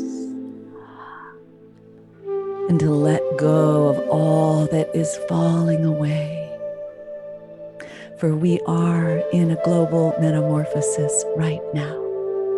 We are each in our own chrysalis, and we are deconstructing what no longer serves us. We are laying it down as compost for Mother Gaia to alchemize into new life.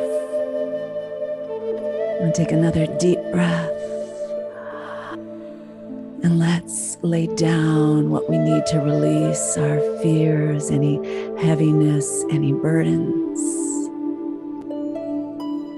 And let's drop our roots down into Mother Earth, feeling the sustenance, the power, the force of nature rising up through our feet as we connect with Gaia. Expanding our awareness to feel the entire earth spinning in the cosmos. And let's root in her ever unfolding, blossoming heart. And let's find that alchemical fire in the center of the earth and her holy waters. And let's bathe ourselves, cleanse ourselves, purify ourselves. And let us call on her nourishment to rise from her heart up through our roots. And let's breathe it all the way up, spiraling through the bottoms of your feet and legs. Let's cultivate through our root chakra, filling the chalice of our root chakra with abundance, life force energy, optimal health and vitality. Breathing it up into the second chakra, opening to creativity, to health and well-being in all of our beautiful cells, activating the DNA spiral of life. Let's breathe it up through the solar plexus. We are activating our vitality. And feel the energy of the land where you are coming in to surround you now. We are sending the vortex energy of Haleakala,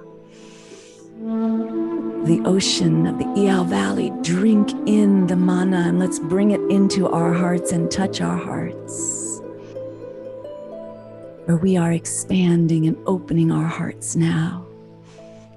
And we are alchemizing in the fire of our hearts, our grief, our sadness, our hurts, into the gold of our gifts, of our offerings, of why we are here at this time as midwives of humanity, of this planet.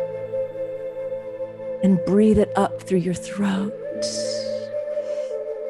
Let the nose flute activate your throat. Your words, your contribution. Lift it up through the third eye. New visions, new possibilities, and see yourself healthy and well on every level. And through the crown, let's open our crowns to that divine downpouring of light. And I want you to reach up.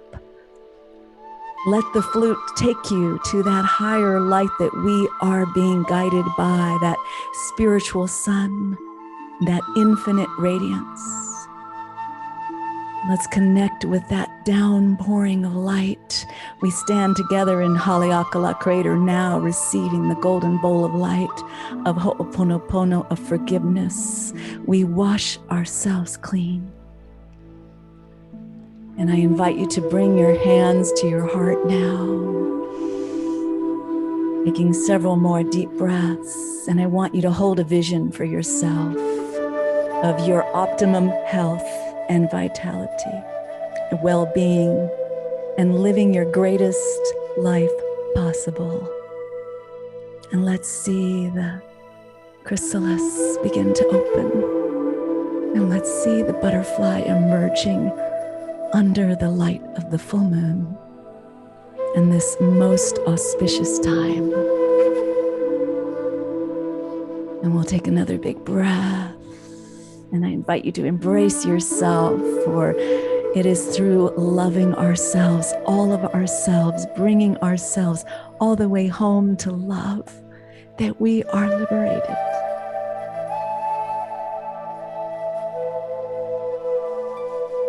And let's offer this nectar up, extending our arms upward and sending it all out into the light of creation.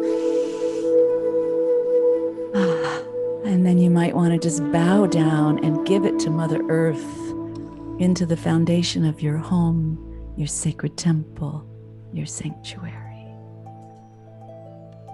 We are truly igniting the world. Jai Ma, Jai Ma, Jai Anandama. May this health and this vitality and this prayer from Gaia be with you as you continue your journey. May all beings be blessed by our sharing together. Aho. Aho.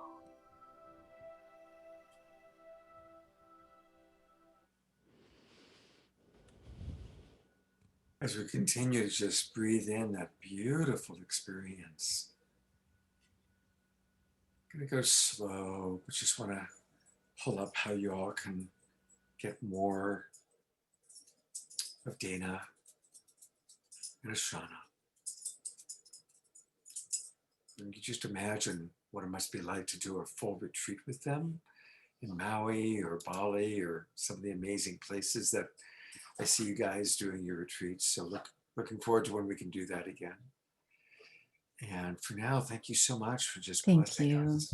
Thank you so much, everyone. We are doing this. We're rising together. Thank you. Beautiful. Thank you so much. All right. Well, we'll move on. But that was really lovely. Thank you.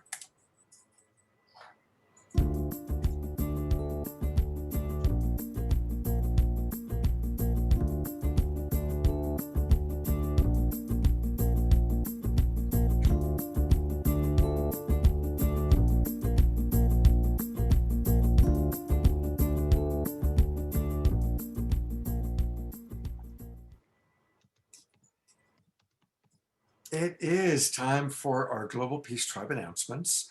And we always want to take this moment to just thank a lot of people because there's a lot that goes on to make this show happen. As I've said before, this show is really very much created by Jay Mayer, who I'm putting on, and by Jan Kaplan. So a big thank you to Jay and Jan for executive producing, associate producing our show. Sorry, that's my dog rattling her chains down there. She's getting excited because she's going to be one of the stars in a couple of weeks when we've got the animal show. So thank you, Jay and Jan. And you know, there's still time for people to come on into our Zoom room. You know, recognize that there are thousands of you watching on Facebook, and a lot of you have already come into our Zoom room. Come on in, you still can do that. Just go to globalpeacetribe.com and register. globalpeacetribe.com and register. And I do want to thank all the people that are watching on our different broadcast channels. Unify, we love Unify. They've been carrying us every Saturday night since the summer, since I think mid-July. And it's really increased our viewership. We've met so many of you through Unify, and I know many of you are watching right now that way. I want to thank Alan Steinfeld and New Realities TV. He's always consistent. He carries Saturday Night Alive, and he carries some of our ancillary shows like Straight Talk on Friday nights and the Sacred Sunday show. So thank you, Alan. Want to thank those of you who are watching on the Portal to Ascension YouTube channel. And those of you that are watching on Global Days of Unity, New Earth One, Earthwalk United, and our newest sponsor, our newest broadcast partner, the Enlightened World Network. We're really excited that they're carrying us now. So thank you very much to our new friends at the Enlightened World Network. And I'm gonna host Ruth, who's the woman who runs that, on my Sacred Sunday show in a few weeks. So you'll get a chance to learn more about her.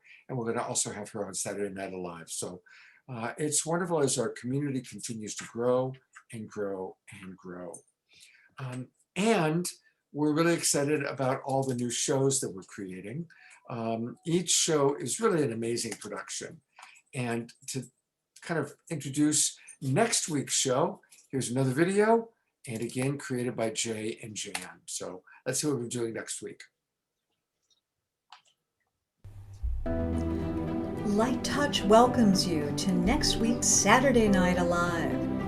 Feminine Leadership, Changing Our World, featuring an all-star cast with Jean Houston, Rianne Eisler, Kaya Ra, Andrew Harvey, Claire Zammit, Amakayla Gaston, Viraja Prima, with music and entertainment by Jennifer Barazan, Donna DeLore, Kim Tripp-Smith, and Ritual Dance with Reverend Ananda Ray.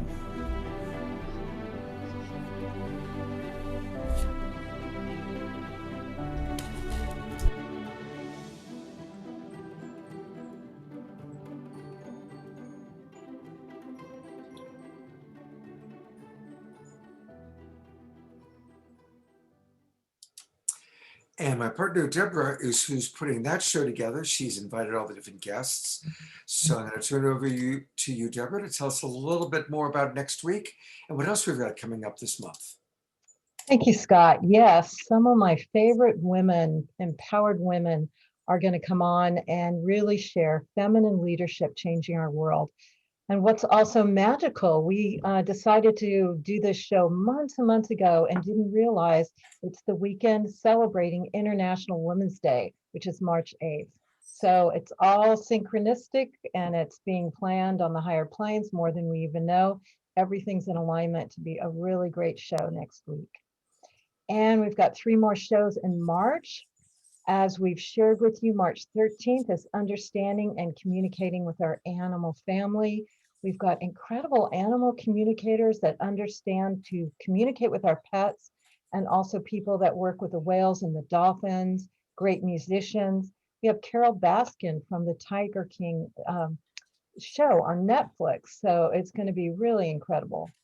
On March 20th, we always honor the equinox and solstice, and we are going to be activating the optimum timeline for our new world with, again, really incredible spiritual teachers and presenters.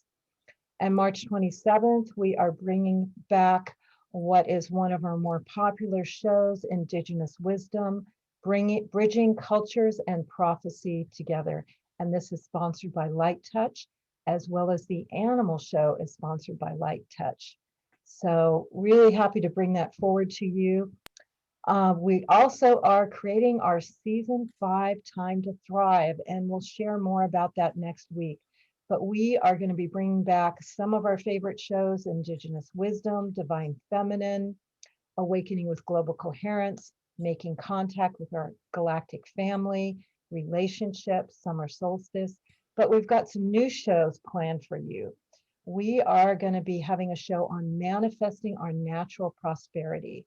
We're going to be celebrating Earth Day. We're going to have a show on near-death experience, Tales from the Beyond. We're going to have a really important show, Addiction and Recovery, Best Steps and Tools. Also, how brain fitness optimizes our entire body. And I want to thank everyone for all your donations, because that's what inspires us and gives us the green love to go forward and create these shows for you. So thank you for your donations when you sign up and register, and also for your donations to GoFundMe. If any of you out there still want to help us create the new shows, your green love is so appreciated, and we put that right into the shows to create the quality for you. I'm going to put our GoFundMe in the chat rooms so that you can ping us some green love, especially if you're on the show for free for whatever reason, because we do put the show out for free, and we rely on your donations to make it happen. So I'm going to put the GoFundMe out there, and it's always in our email that comes to you, so you can share your green love that way as well. So thank you so much. And one thing we are looking for to create in our team is a marketing person that's really well versed in social media and other kinds of marketing. So if that's your superpower, you're welcome to contact us. I'll put our contact info in the chat rooms so that you can connect with us and let us know how you can help us with that. And again, you can always connect with us by email. If you get our email, just ping us back. So thank you so much for all your support. Thank you to our whole team, our sponsors that are making this happen. It's really an amazing project that we feel so inspired to share with you during these very challenging but extremely evolutionary times. So thank you so much. Thank you, Deborah. Well, still have a lot of wonderful show ahead of us. So I'm going to pop on another video to just kind of enjoy the magic of light touch. And while we're watching the video, maybe doing some light touch or doing some breath, since breath is such a big part of our show. Anyway, I hope you enjoy this. I think you will. It's really a lot of fun.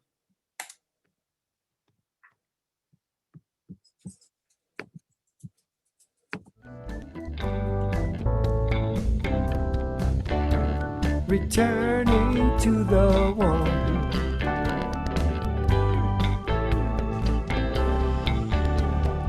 Love is the key. It's not a fantasy. Love's for you and me. Love's reality. You got to fly like an eagle. Fly across the sky. Got to fly like an eagle till the end of time. Till the end of time.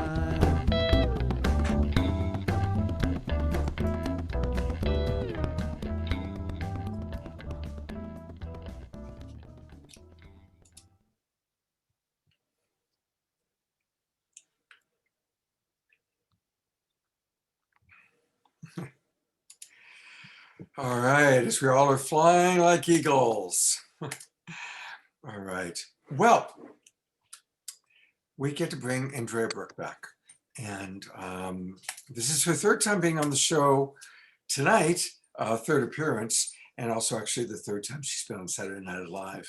It's been really wonderful getting to know you more fully, Andrea. And of course, what we're going to do in a moment is learn a little bit more about you as the Sonic Butterfly. So tell us a little bit about Sonic Butterfly and the video where we're about to see. Well, Scott, I'm having a really profound moment right now, listening to Deepak speak about emergence. Sonic Butterfly is my design of long string harp, where it is an instrument of transformation with strings that are at minimum 60 feet long.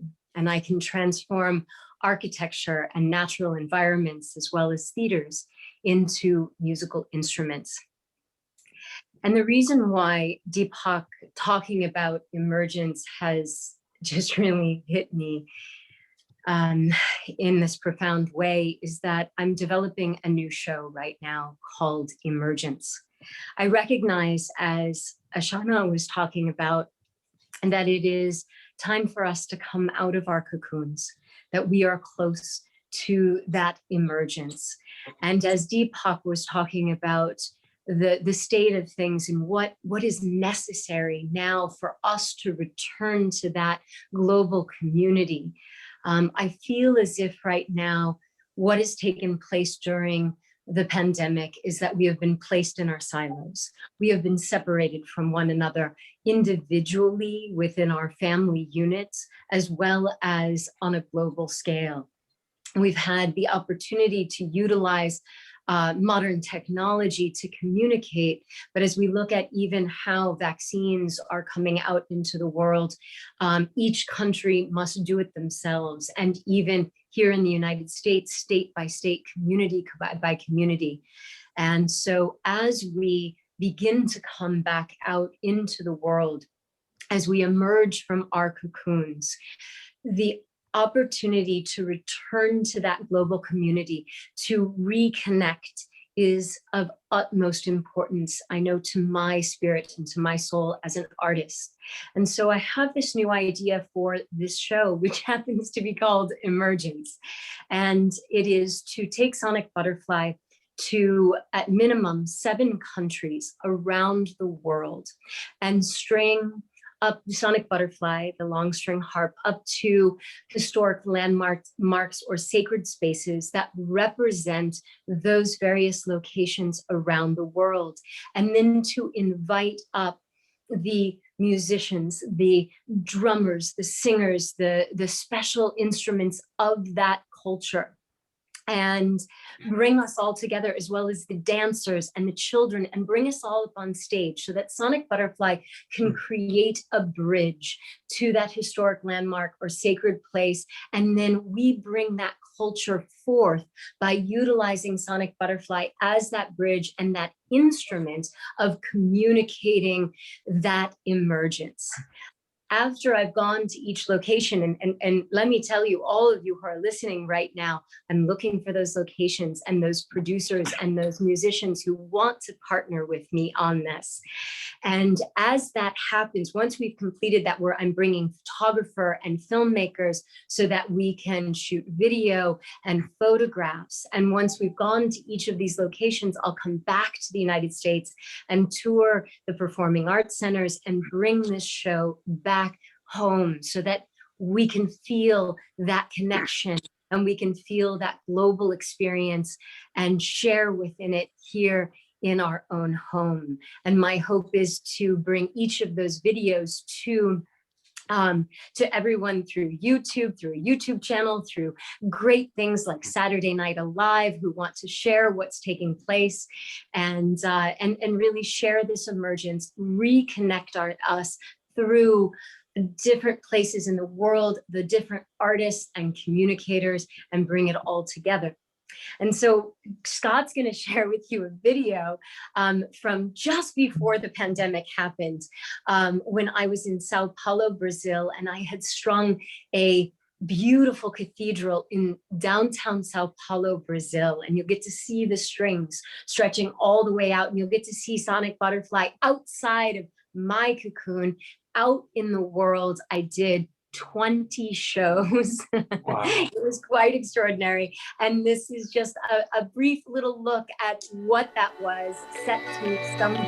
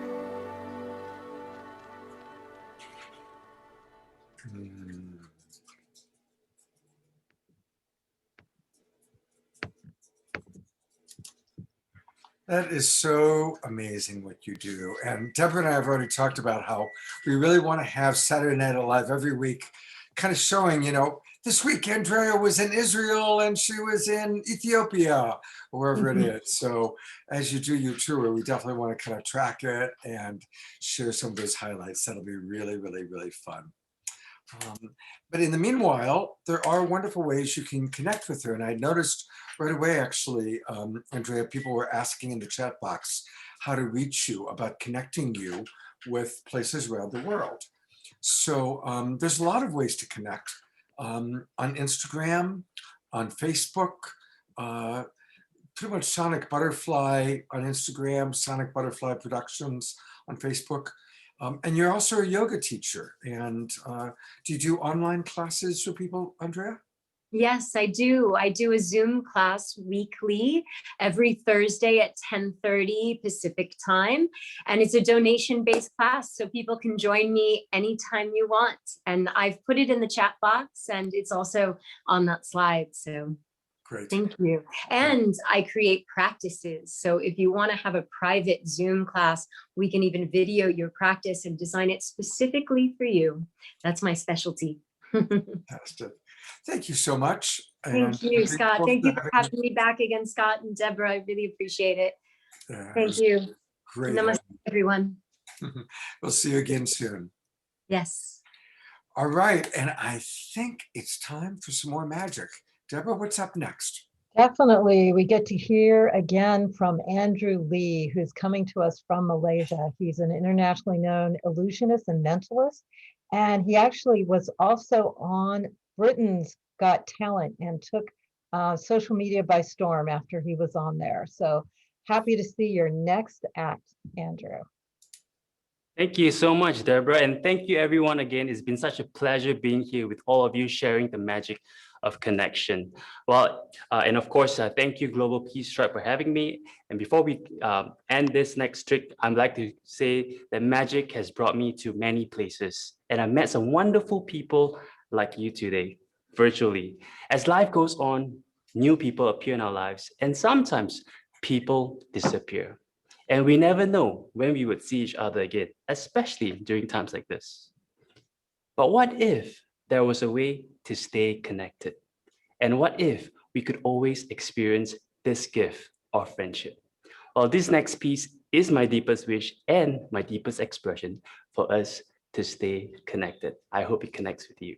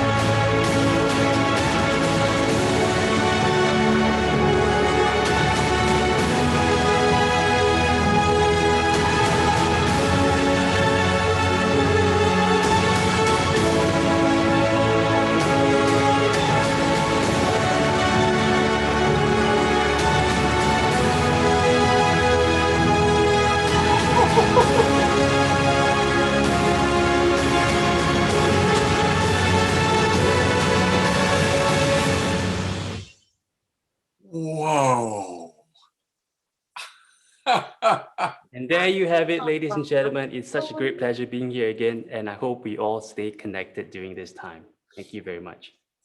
Two things. I'm going to go to gallery view. So everybody just be aware that you are on camera, because so many of our people watching are going, wow. I mean, Jan and Jerry and Jay and Deborah has just been amazing. So that is really, really something. I'll put the spotlight back on you, Andrew. This is your first time on the show, and I sure want you to come back. You're just terrific. Really terrific. Thank you. Thank you so much, Scott. Thank you again. Yeah, and people, you can get much more by going to his website. It's his name, Andrew Lee Magic, ANDREW, Andrew Lee, LEE, Magic, MAGIC.com. And wow, I mean, you blew me away. That's beautiful. Thank you so much. All right.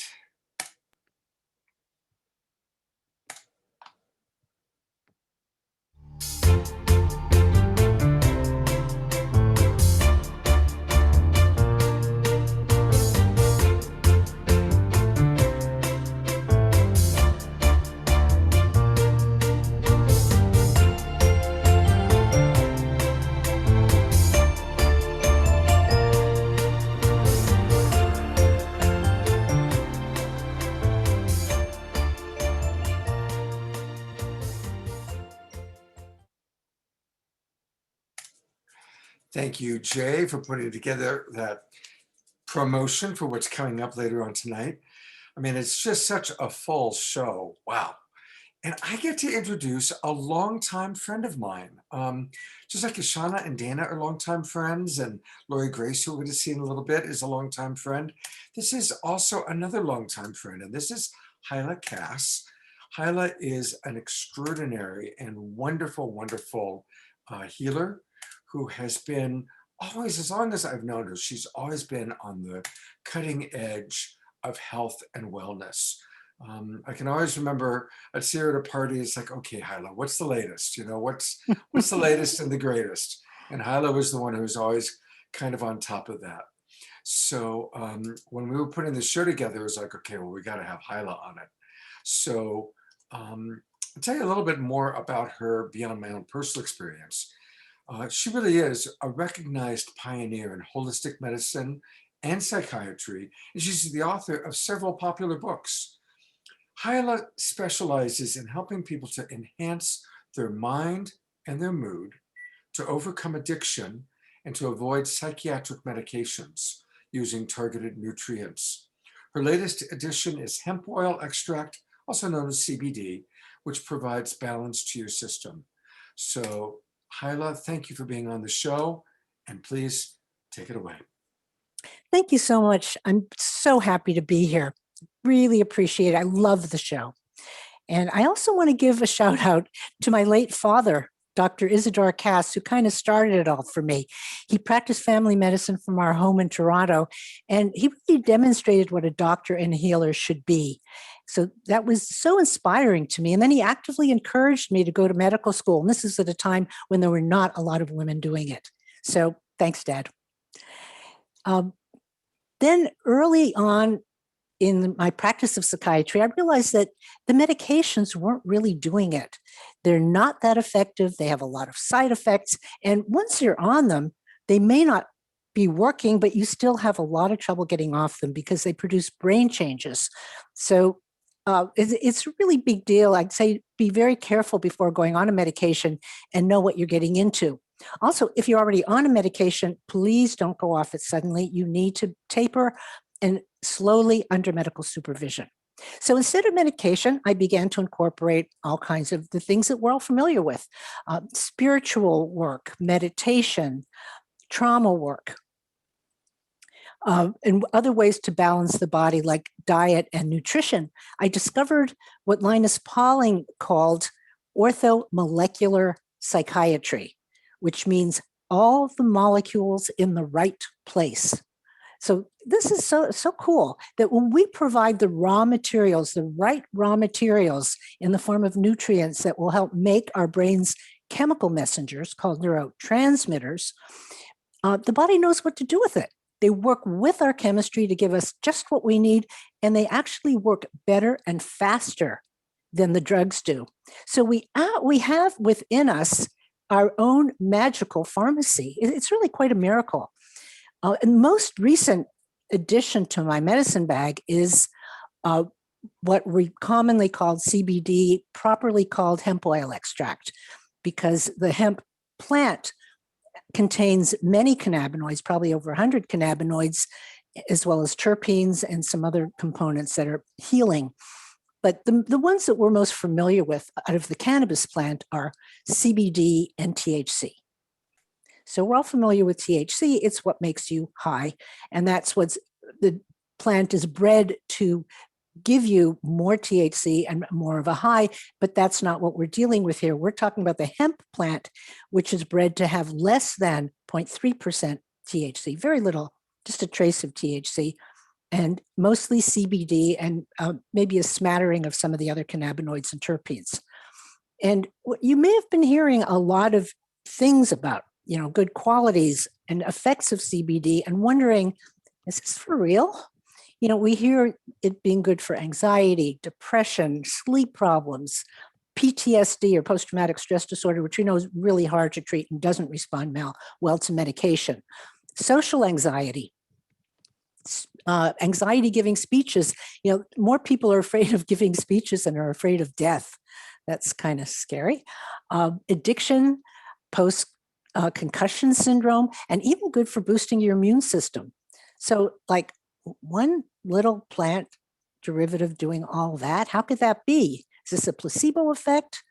No, actually, all of these are research backed, and I've actually reviewed the literature, many hundreds of papers on all of this. So we have proof that it works. And how does it work? Well, it's part of our inner pharmacy, because inside us, we are making anandamide. Anandamide is an endocannabinoid, which means inner cannabinoid, and it comes from the word ananda, meaning bliss in Sanskrit. So we're making this anandamide as well as 2-AG, which is another endocannabinoid, and some people don't make enough of it. If you don't make enough of it, you have a deficiency syndrome, endocannabinoid deficiency syndrome. Say that really fast a few times. And when you have that, you're going to be prone to being more sensitive to pain. You may get migraines, depression, other mood problems, lowered immunity, just all the things that we know CBD works for. So the good news is that when we can actually take CBD, and it is a phytocannabinoid, so it's a cannabinoid that's made by nature that matches the endocannabinoid that we're making. So if we don't have enough, we can fill it up with this external or phytocannabinoid. So our inner pharmacy knows exactly what to do with it. And it's quite remarkable. And it works fast. I'm like, let me give you an example. I think that's always easier to explain it that way. Not long ago, I had a young man in my office. He was a 20-year-old who was dragged there by his mom. You can imagine a 20-year-old boy being dragged because he was not going to see a psychiatrist. And his problem was he had tremendous anxiety and had trouble sleeping. And he wouldn't look at me, and he didn't want to be there. And I said, would you be interested in taking some supplements? No, they don't work. Okay, would you be willing to take some CBD? Yeah, okay. So I pull out my trusty bottle, took a dropper full, dropped it under his tongue, and went and continued talking to his mom, who was giving me some history, and we were talking, and I kind of ignored him for a while. And after about 10 minutes, I came back and I said, so how you feeling? And he looked a little startled. He said, oh, wow, I feel really good. I'm relaxed. I mean, I haven't felt this good in a really long time. And he was looking at me. He was connecting with me. He was talking to me. This is somebody who was like that before, and here he was. So what a transformation in a very short time. So we now had what looked like a therapeutic alliance. We could start working together. So that's how quickly and how well it was working for his anxiety and his ability to connect. So that's one use or one story. Another one is I was at a big trade show, at the Natural Products Expo, and a friend of mine was there, and he had sciatica, and he had to walk the floor and was not looking forward to it because he was going to be in a lot of pain, or he'd have to take these opioids that he had for a prescription. Didn't want to because he didn't want to cloud up his brain because he had to think straight. He was at a convention. So I asked him if he'd heard of CBD. He knew about it, but he'd never tried it. So again, I pulled out my trusty bottle, gave him some, and the first dropper full helped a little bit, maybe 30, 40%. And 10 minutes later, I gave him some more. And we worked it out in a very short time how many dropperfuls he needed. I gave him the rest of the bottle. I always have a spare with me. And he took it for the rest of the day. Checked in with him at the end of the day. He'd been great. He was able to take it throughout the day. It took care of the pain. He didn't need to take his opioids. So he was able to think clearly and feel better. And not only that, it's, some of these products like the opiates don't really treat the pain, they mask the pain. So it doesn't have a healing power to it. Whereas when you take CBD or hemp oil extract, it's an anti-inflammatory that's actually reducing the inflammation that is causing the pain. So you have some real healing ability there. So those are two examples of how to use them. There are many more.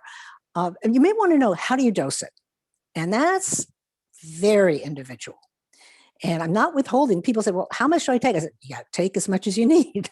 And it just depends on your endocannabinoid system. And that's all I can tell you. You start low and slow, and you very gradually build up until you find your specific dose. Another question I get is, are there any side effects? Well, you can, for example, some people get a dry mouth, some people get diarrhea. Some people find it is more, makes them a little drowsy, other people more activated, but it may depend on what time of day they're taking it and how much they're taking. So that you have to experiment with.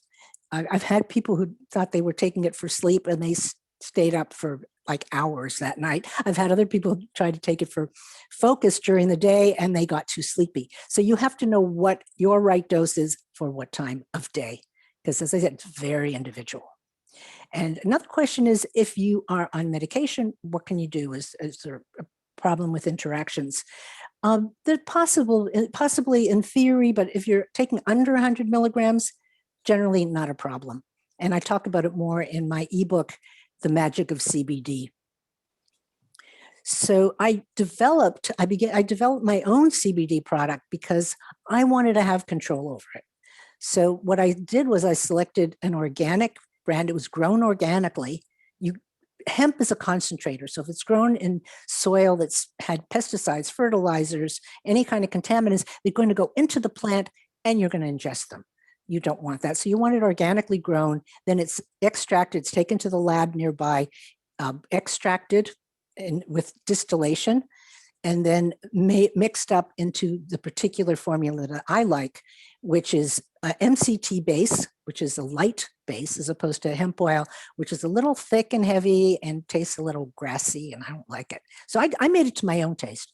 I also added beta-caryophyllene, which is another potent cannabinoid, so that boosts its effect. And I also added a yummy lemon flavor made from an organic essential oil. So that made the taste really nice. People comment on that, wow, this doesn't taste like all the others. I said, no, it's on purpose. So that's my story. That's my product. You'll find it on my website. And I'm very happy to share this with you. Wow, Hyla, it's so great to have you on the show, and you just present this so beautifully. Somebody did ask if there's an expiration. She has a hemp oil, CBD oil, but there was no expiration date on it, and wanted to know what the story is on how long it lasts. It can last a few years. I wouldn't worry about it. It's an oil, so if the oil smells rancid, that's a clue. Mm-hmm. But it keeps pretty well. Okay, cool. Good to know. But you really should have an expiration date on mine have an expiration date. So the moral of the story is always from now on, get your CBD oil from Hyla. Come on, Yay, yes. She knows how to make it taste great. And you know what's really nice is she's offering a special discount code. So what you want to do is go to cassmd.com /magic of CBD. I'm going to leave this up for a few minutes so you can really kind of lock it in. And here's the deal. She's offering a discount code for all of us. The discount code is SNA, Saturday Night Alive, 15. SNA 15. And that discount code lasts until midnight on March 1st. You know, I always wondered, does that mean it's midnight between Sunday and Monday or midnight between Monday and Tuesday? Great question. It's Monday night. Okay, Monday night.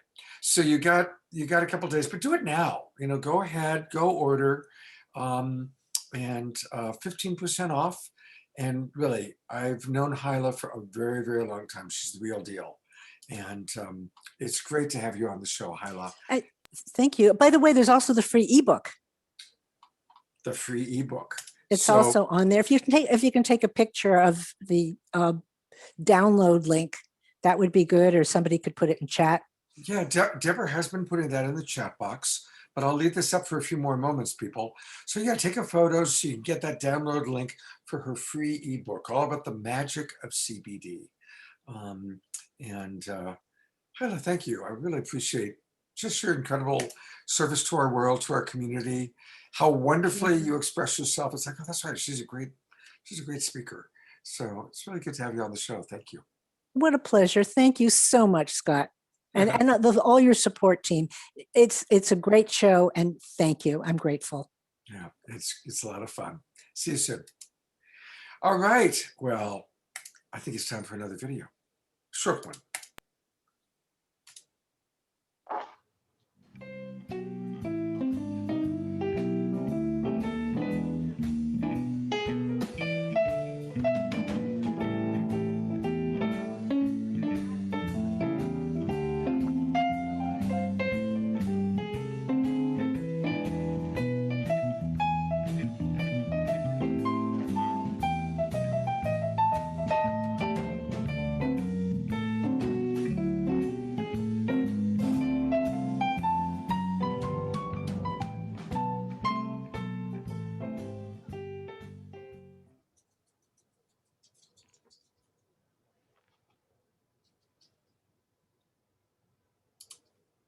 Thank you, thank you, thank you.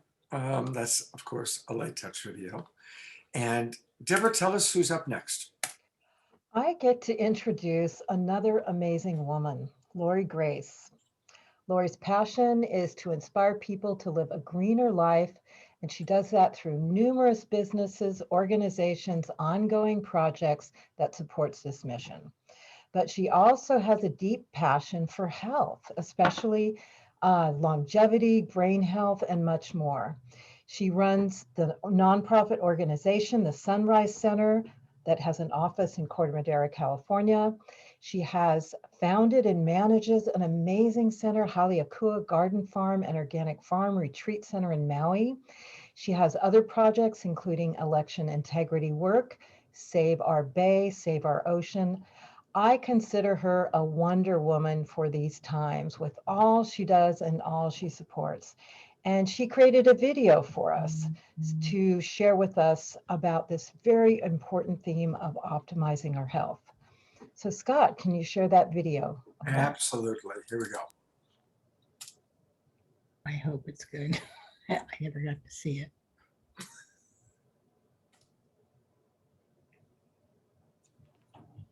So when I ask people what body organ are they most afraid of deteriorating as they grow older, I often hear my brain. That seems to be the most precious of all the organs that we so want to preserve.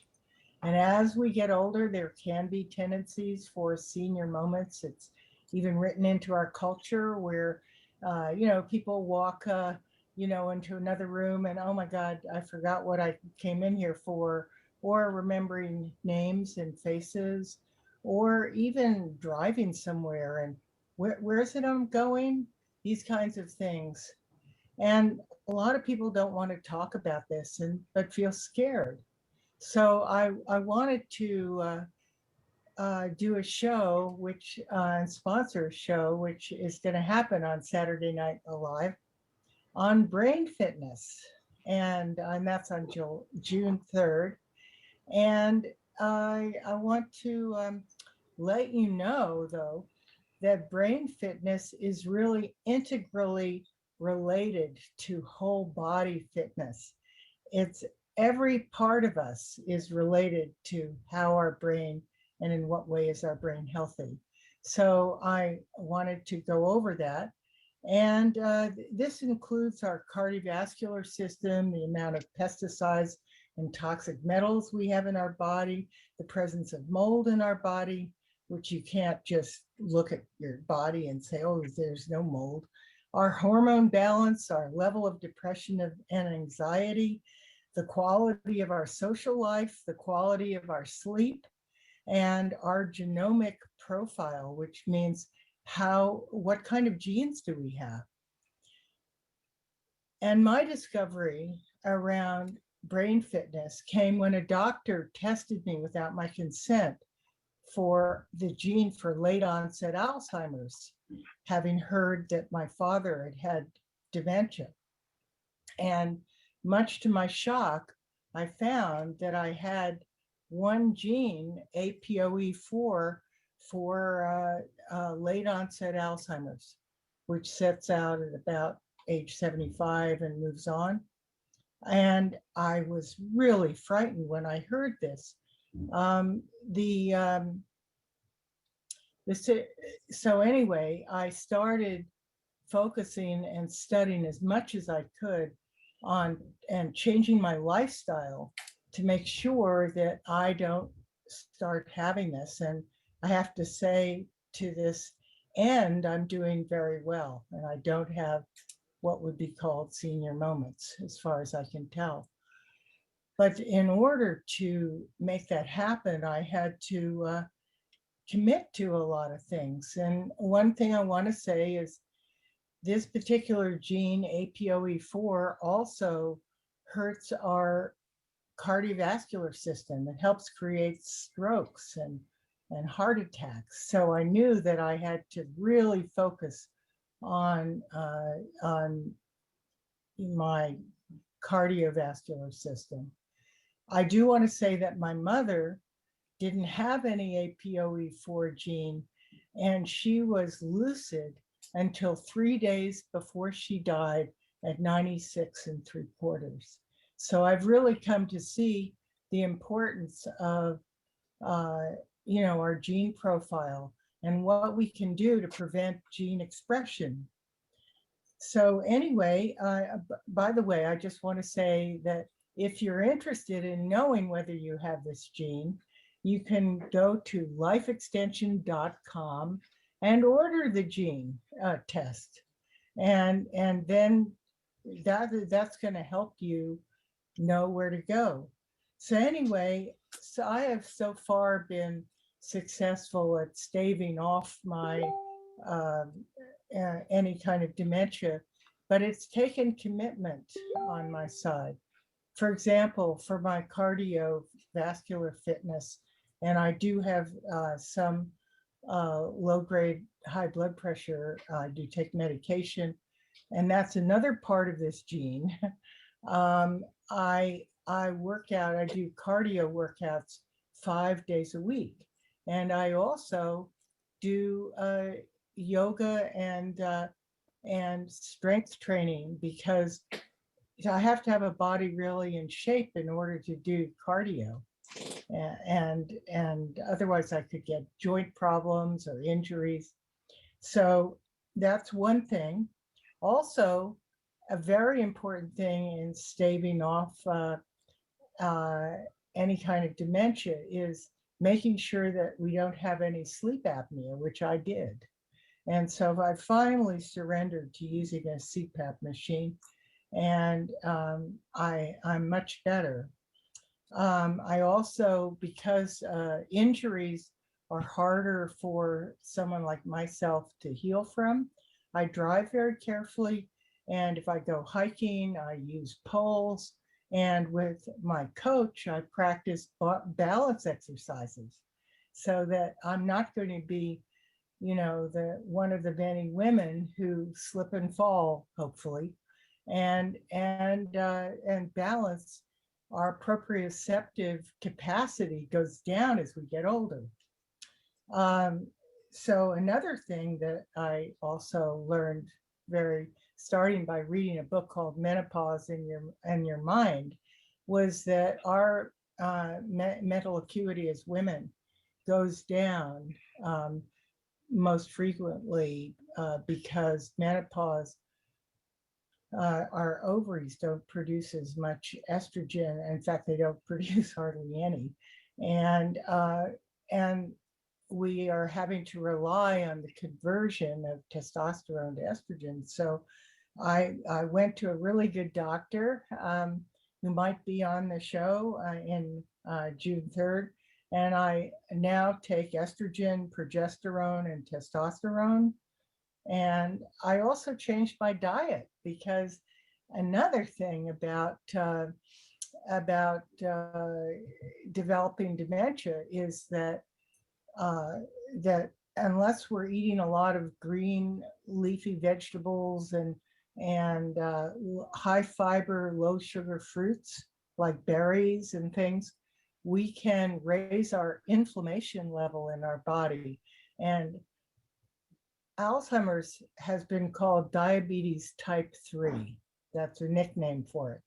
And so doing the diet is very important in terms of reducing the risk of dementia.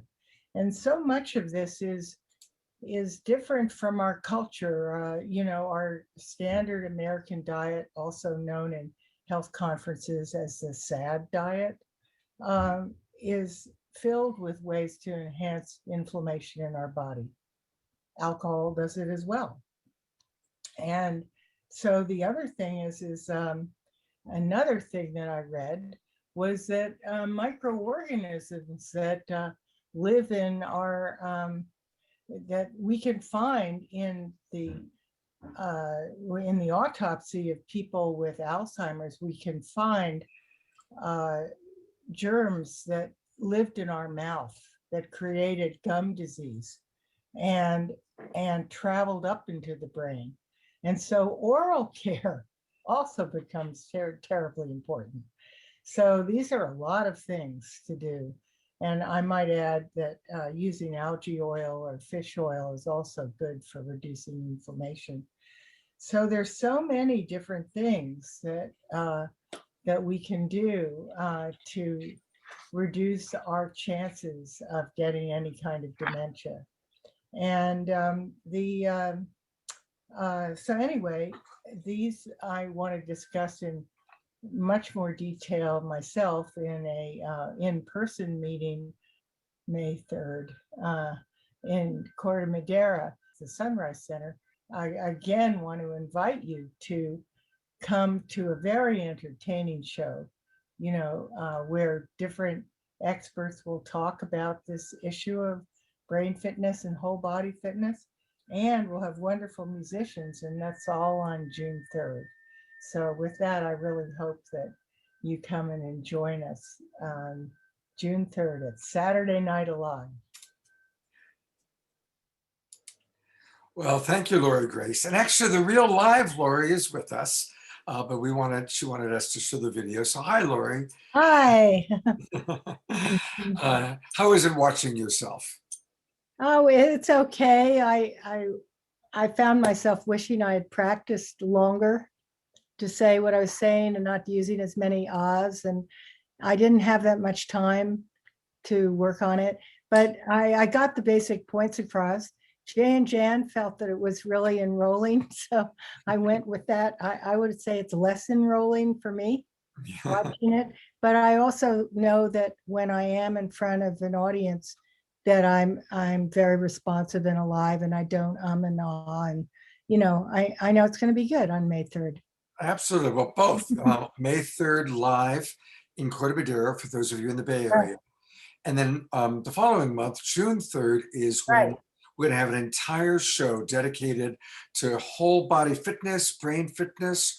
Lori is already working on bringing in some wonderful speakers and teachers. And of course, we'll always have wonderful musicians and Lori herself. So thank you, Lori, for your support. Welcome aboard. And many of you met Lori's sister, Wendy, last week. Remember, Wendy did that beautiful poem. And Wendy is also one of our sponsors. So thank you, Lori.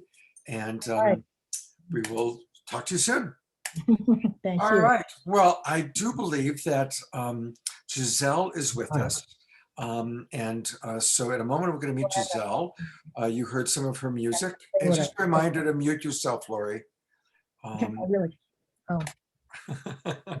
There we go. It was cute when just at the beginning of the video, I heard Lori saying, I haven't even said myself, I hope it's good.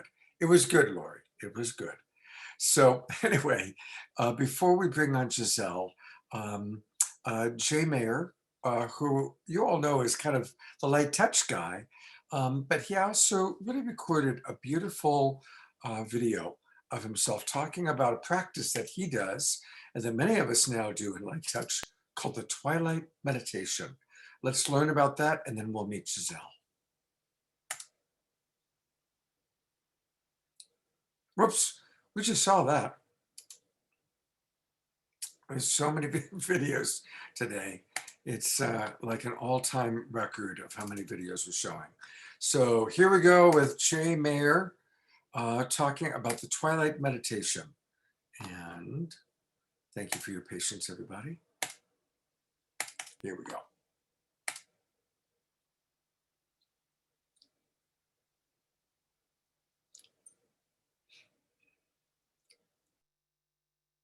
Hi, I'm Jay Mayer.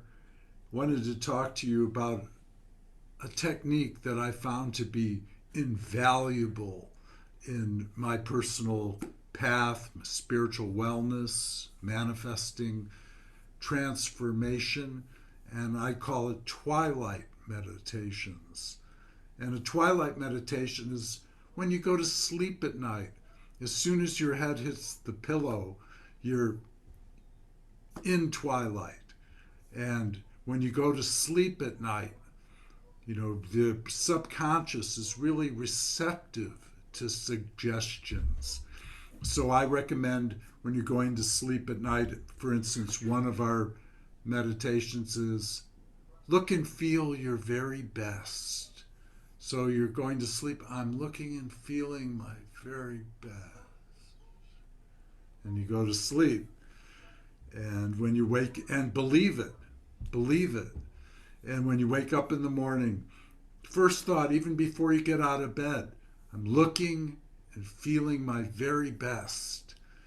And it's very powerful because the subconscious doesn't know you're tricking it.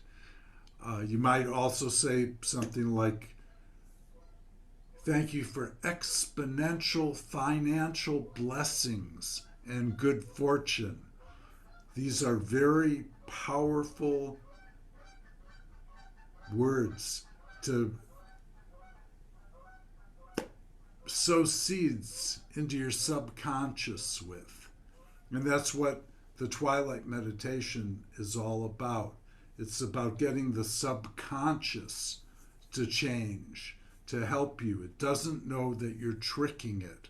You believe that the money's already in the bank. This is very powerful.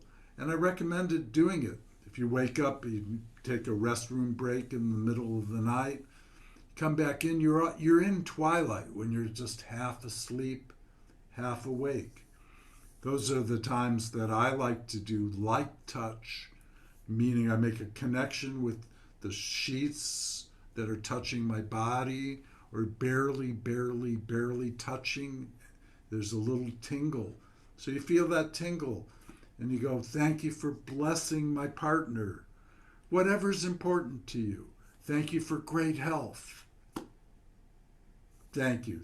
This is examples of the Twilight Meditation that we do at Light Touch, and it's very powerful. It's a very great way to improve your health, improve your finances, improve your life. Thank you.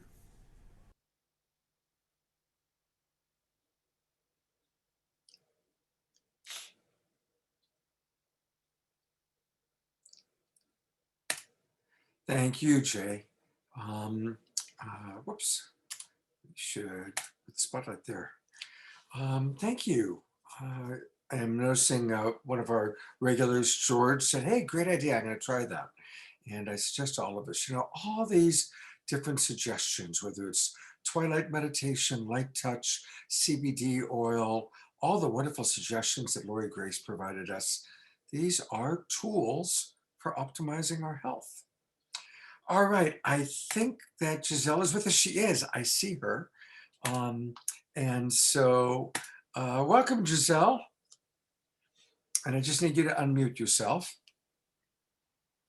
Hello, do you hear me? Hello, how are you? Hi, thank you. Thank you so much for having me. Yeah, we showed one of your videos, and in a couple minutes, I'm going to show the Bali video that you did. Really appreciate you taking the time to record that video for us with your guitar player and beautiful setting. And you just did a concert in Florida, yeah? I've had a concert actually every weekend this month. It's been high season for me, quite hot. So feeling quite blessed to have it all kind of flowing again after a year of not much performance. Obviously, like many of us with COVID, all my concerts on my tour last year was canceled. So now things seem to be little by little opening up, a little bit differently, but good different.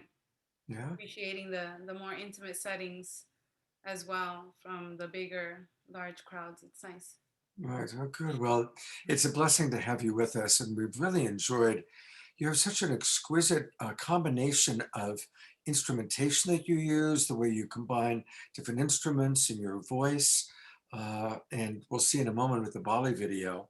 Tell us just a little bit about yourself, since this is the first time you've been on our show. We have a lot of musical guests. We usually have 3 or 4 musicians per show, but this is your first time, so this is a chance for our audience to get to know you a little bit. So tell us a little bit about your background and kind of what brought you to this time in your life. Thank you so much. Well, so I would try to say it in like a short version. So I have been, as far as like my musical career, I've been studying music. I've been a musician since I'm about 4 years old, maybe even 3. As soon as I could speak, I was already singing. Wow. And then as soon as I was in school, I was in the programs that were related to music and had shown something natural with it. Actually, music kind of runs in my family. I've had other musicians in the family as well, and even my older brother, he's a musician too, and we went to school together for music, and he's still doing music. He's actually a conductor now of opera, and I also studied classical music.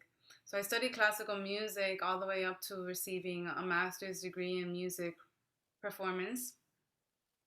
And after I graduated, actually, just before I graduated, my last year of my master's program, I studied mostly, I'm from Miami. My family's background is Nicaraguan. So as far as like my native indigenous roots, they're rooted in what are known as Mayan and Mexica. So that's also why I look like this, and very much related to the kind of music I do today. But before I was connected more with, I guess you could say, my European roots, which I do have, with the classical music.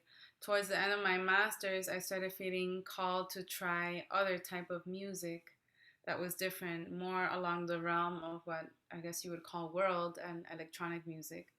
And once I graduated, I started experimenting.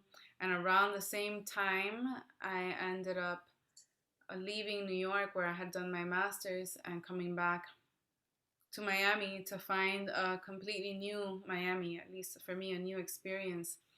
And I ended up finding plant medicine, or you could say plant medicine found me. We found each other. Beautiful. And changed my life completely, redirected everything. So I started working with some of these master plants. You might have heard of peyote, ayahuasca, San Pedro, and also the medicine of the sweat lodge. So while I was doing this work and my own personal healing work, I started to remember. It's a lot of what these plants do is help us remember. And so that's why everything was redirected. I started to remember my roots and my connection to the earth. And the first couple of years, I honestly was just there doing my work, healing, shedding, relearning. And then the songs came. I actually had stopped singing for about 10 years. I was just playing the flute, and I had created this story in my head that I couldn't really sing, or I wasn't good enough to. I think I didn't know what to sing, because when I was in school at that time, the only options that I was presented with were opera or like musical theater, and I didn't resonate with either of those. So I ended up just kind of quitting. I think if I had known better at that time, I might have studied jazz vocals, because I resonated more with that, but that wasn't presented to me as an option. So I just dropped it and created this story that I couldn't sing, which I know sounds silly now, because I not only do I sing, but now I actually even give vocal coaching, which still blows my mind. And the medicine wanted me to start singing again. So the reason why I sing today is because of the medicines. So grateful to them. And once I started singing, then actual songs of my own started to come, and channeling of medicine was bringing me sacred songs, like what we call ícaros or chants. And so I've been working deeply in these ways outside of, what you see on Instagram or any of that.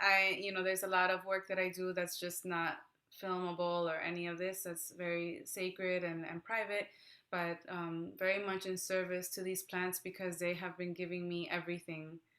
And I consider my life to be very blessed because of them. So they're fueling me with a lot of music. And after a year of not performing and challenges like many of us, I feel now ready to record. I mean, probably even 2 new albums. I have so much music pouring out of me, because I had a chance to just go deeper with the medicine, since there wasn't much travel happening. So I've developed the name Giselle World. I guess you could say came from the medicine as well. I had a different artist name before, but as I was connecting to the world through the medicine and traveling around doing ceremonies, it just became something natural. And I've been sharing this music in many places, really all over the world, from Miami to Australia to Ibiza to Mexico, Bali, many places. And I'm just so grateful that people resonate with what's coming through, because it's really not about me. It's about bringing awareness to the water and to the earth. And so that's what I've become dedicated to. I've also been using my voice to help bring awareness to the importance of assisting in indigenous rights, that the indigenous people get their rights restored to protect their land and to have clean water and to perform their rituals, their sacred practices that carry so much wisdom that we all need to connect to and start incorporating, so that we can have fewer of these crazy forest fires and pollution in the water and these oil spills. And actually, there are so many solutions that are found in just going back to the basics, going back to the roots, So this is really what I'm wanting to do with my music and help people connect back to themselves, really, you know. So it's I'm working all the time. Well, Giselle, it's really beautiful to meet you, and I love how you have integrated your art, your music, with the love of the earth, love of our people, and honoring indigenous cultures and children. So to get an idea of that, wait until you all see this beautiful video that Giselle has created.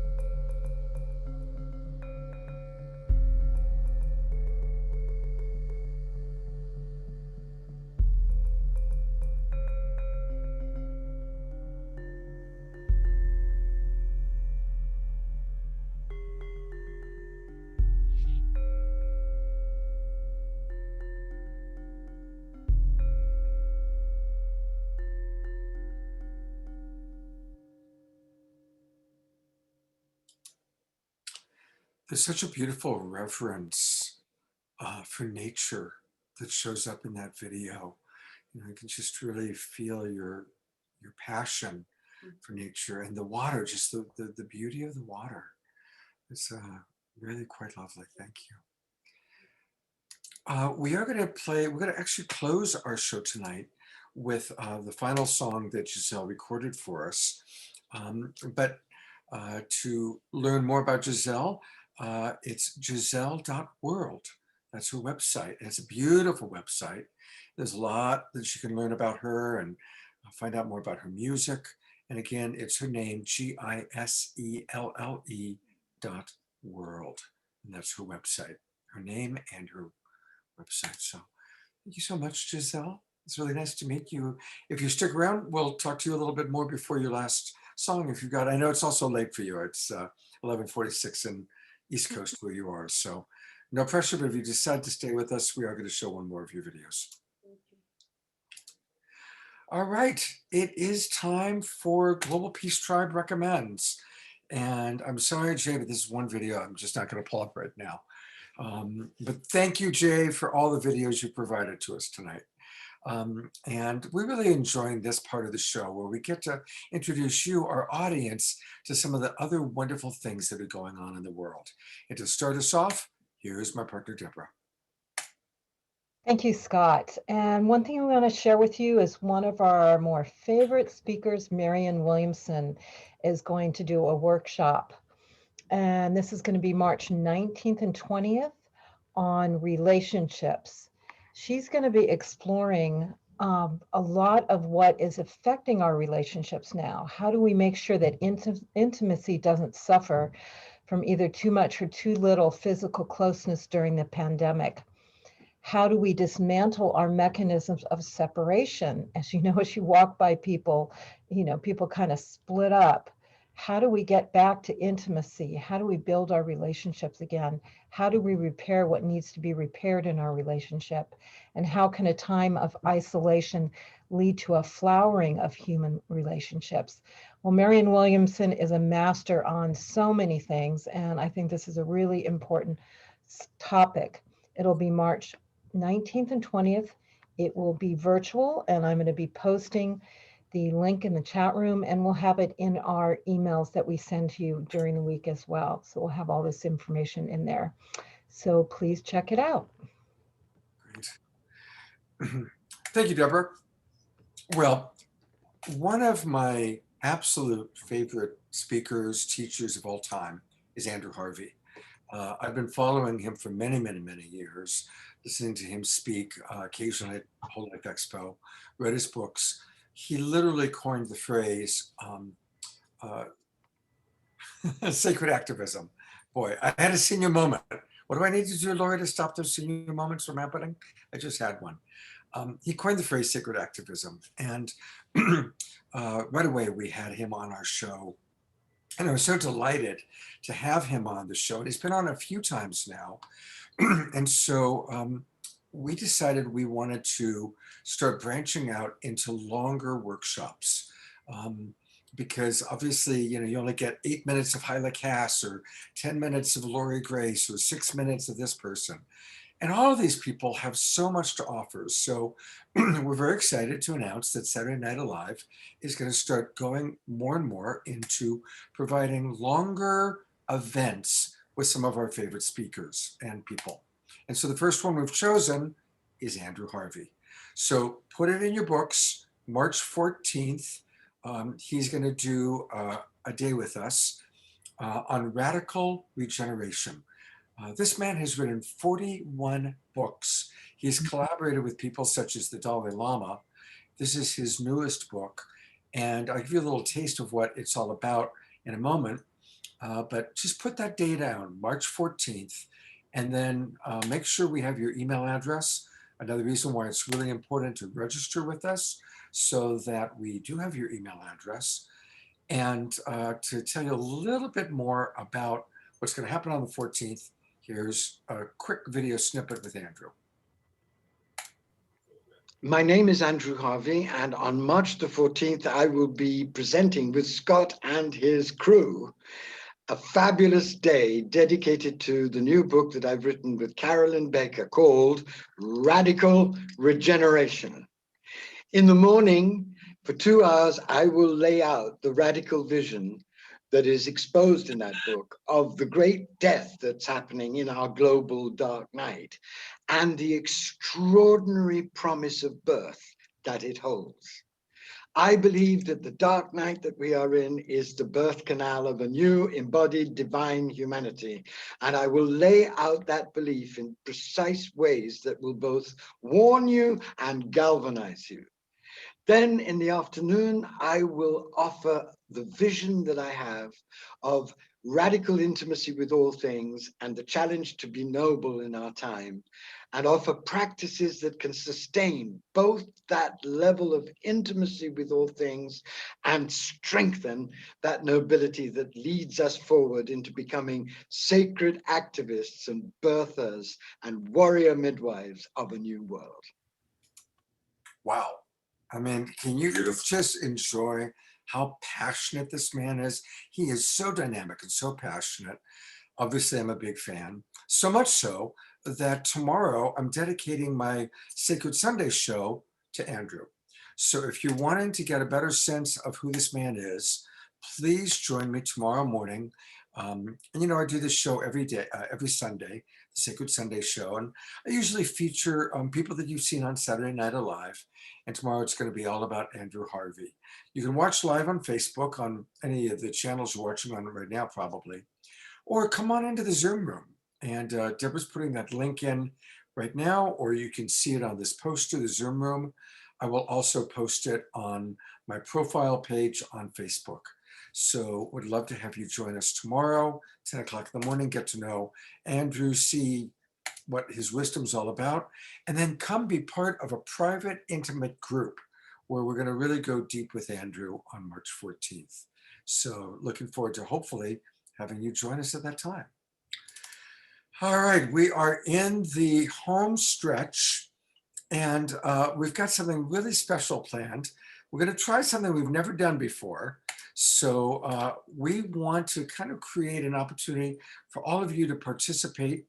And we've still got over 300 people in the Zoom room, thousands watching on Facebook. And so another video just to kind of set up what's about to happen next. But stick around and get ready to participate in a very fun way. You'll see what I'm talking about in a moment. You see, we're about to bring on Yuval Ron, and this is going to give you an idea of some of the people he collaborates with.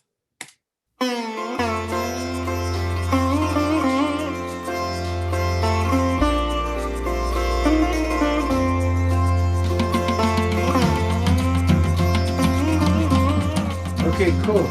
So this kind of more, it's such a great occasion to be in the studio with Somnath Roy, the great percussionist from India. And his joyful rhythms really, really drive the beat for this track, which is called Vicarious Joy.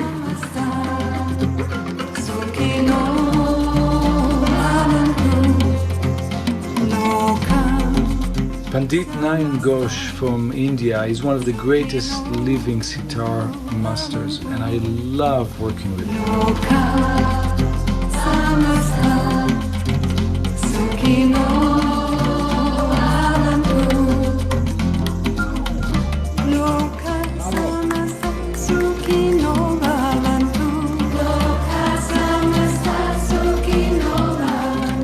I love having Deva Premal sing with us on this track. She's one of the greatest mantra singers in the world, and the mantra that she's singing on this song, Loka Samasta Sukhino Bhavantu, is a mantra that I've been chanting for 20 years in my yoga practice.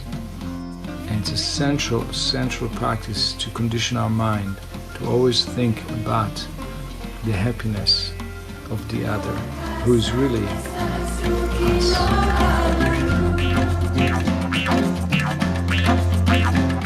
I hope this music will make you dance. I hope it will make you celebrate joy and cultivate the mindset of vicarious joy, mudita.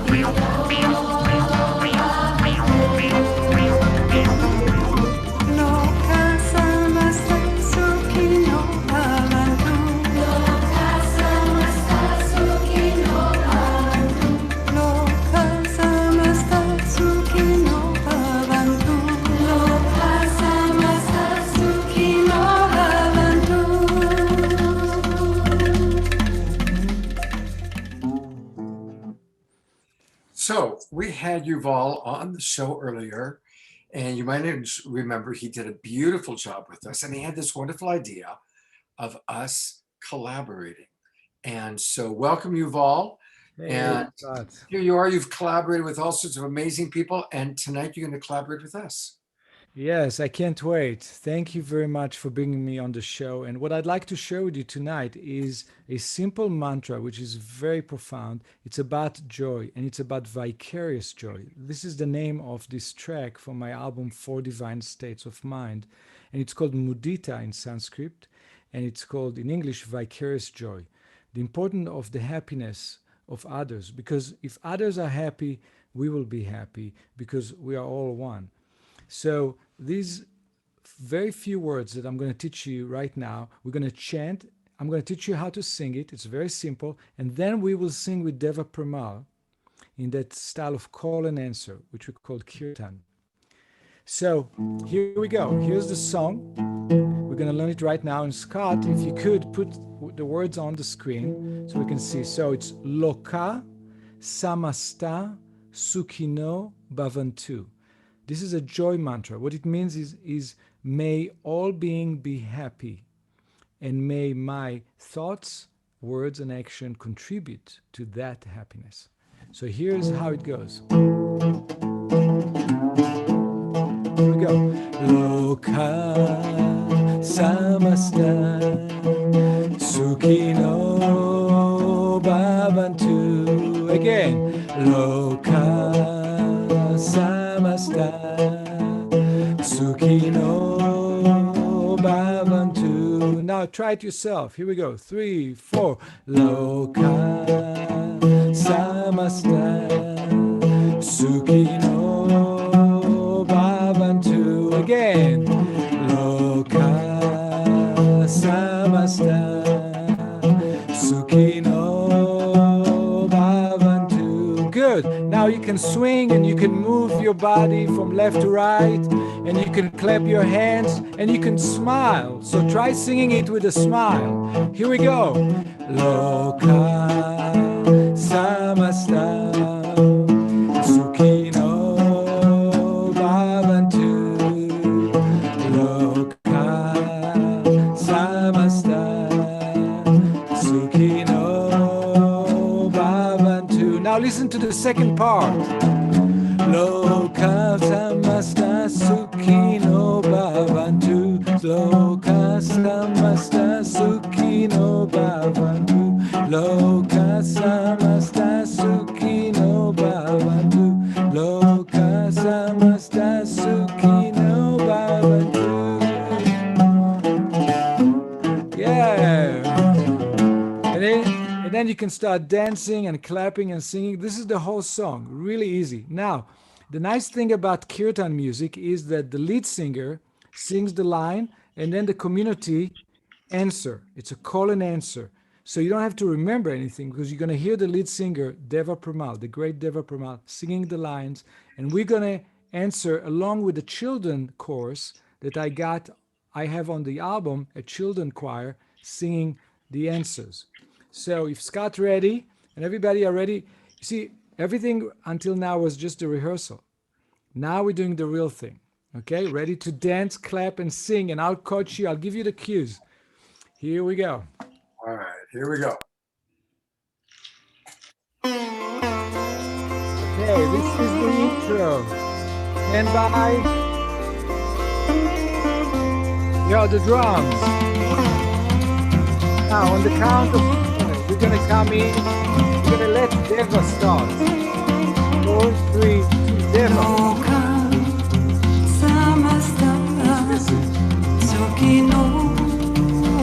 Here we go. Now we sing.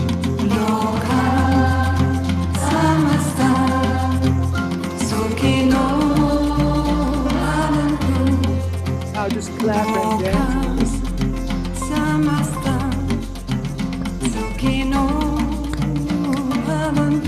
Here's our turn. And smile. Deva. Our turn.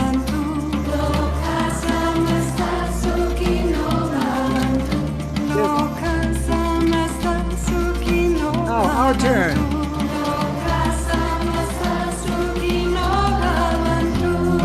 Now during the instrumental, everybody just shake your hands like this. This is joy. This is happiness.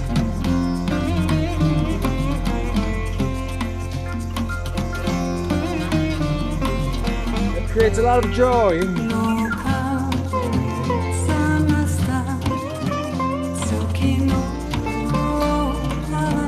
Here we go.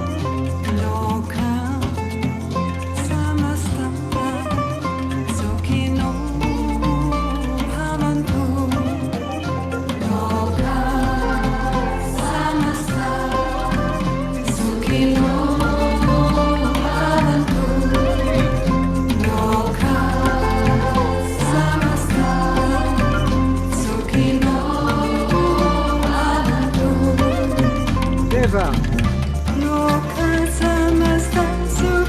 Now we.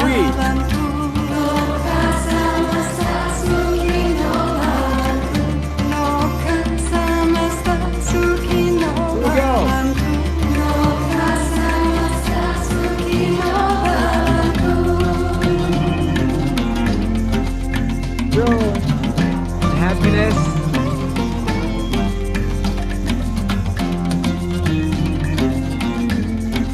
Yeah. Go.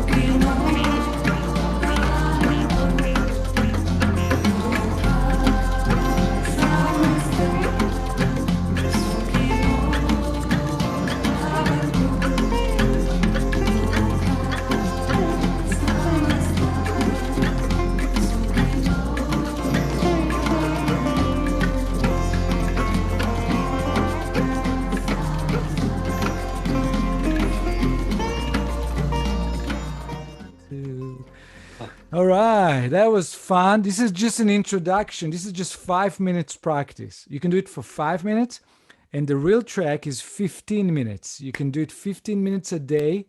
Every day you sing, you clap, you dance, and you celebrate joy, and you won't believe how it affects your health. It's scientifically proven. If you want to send me an email to yuval@yuvalroundmusic.com, I'll send you a link to 36 medical studies drawing a link between the level of happiness and health. So, simple medicine, the medicine of joy through music. Here you go, Scott. You know what? I think we pulled it off. I think we did it. That was fantastic. We did it, Scott. This was multimedia. Absolutely. I mean, all from our home, right? There's something I didn't even get a chance to tell you is I had a wife who passed away 9 years ago, but she and Deepak Chopra and Miten were all very close friends and all very connected with Osho. Yeah, right. Before my wife passed away, we were all in India together, Deepak Chopra and Miten and Suchi, my wife and I. We spent 3 weeks together in India. And that chant was the chant that, of course, we sang so many times. Yeah. So, and we've had Deepak Chopra and Miten on this show. Yeah. So to have you suggest it and bring it back is really very, very meaningful. So thank you so much for that. My pleasure. Thank you for sharing this personal story. Yeah, tears, to be honest. Mm. There's some wonderful things that Yuval provides. I mean, he's got a lot going on. Lectures, books, albums. So here's his promotional postcard. And Yuval, where do we find all of this? Do we find this at one place? You can find it all at yuvalrunmusic.com. Remember to put music in the title, in the URL, yuvalrunmusic.com, and you can find all of this. The music that I recorded with Deva Premal is on this album, 4 Divine States of Mind. Beautiful. I'm going to come back to you. And I think while we were doing that, I did find here's your website. So I'm going to pull it up real quickly. yuvalrunmusic.com. Right. And yeah, it's one of those websites where there's a lot going on, a lot of really, really fun stuff. So definitely look at that. So definitely let's go to yuvalrunmusic.com. Well, buddy, both times you've been on the show, you've just brought such a wonderful energy. Last time you told a beautiful story. I love how you play your instrument.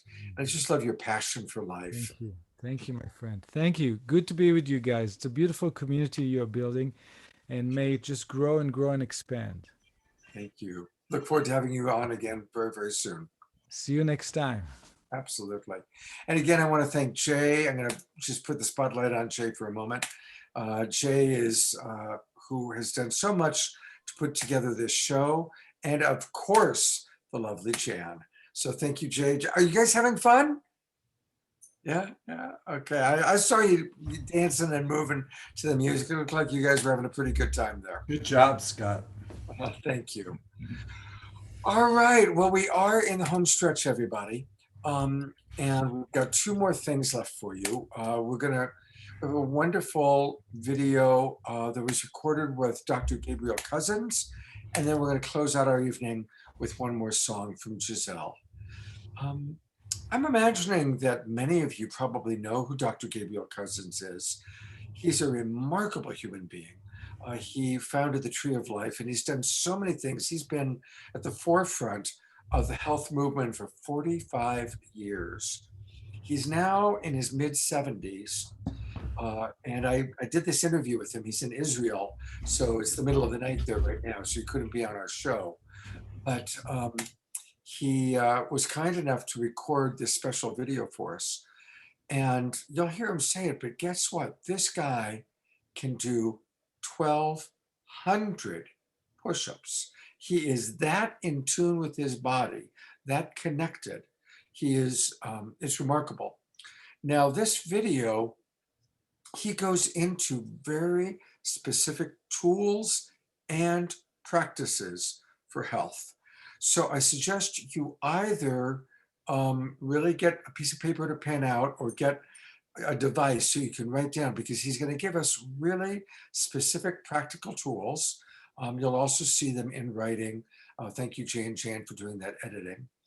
And if any of you want this video, private message me on Facebook and I'll send you the MP4, but I'll need your email address and I'll send it to you guys because it's really got a lot of great wisdom in it.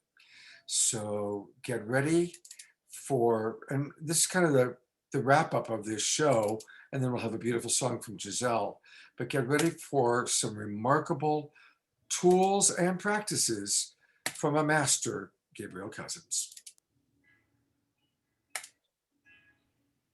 Dr. Cousins, thank you so much, coming all the way from Israel to share your wisdom with us. It's great to have you back on the show, and would love to get your best tips, tools, and practices for optimizing health at this time. Okay, well, the first thing is prayer. And so I'm going to start with the prayer, merging the heavens and earth, and really the heart and the mind. So we become integrated.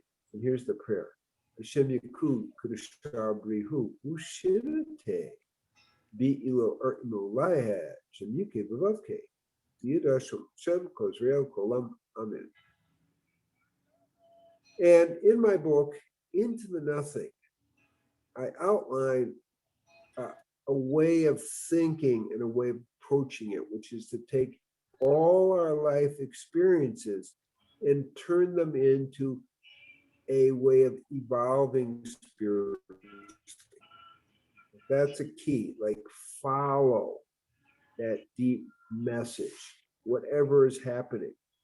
So everything is given to us as a gift of God. Now, out of that has come a holistic way of life.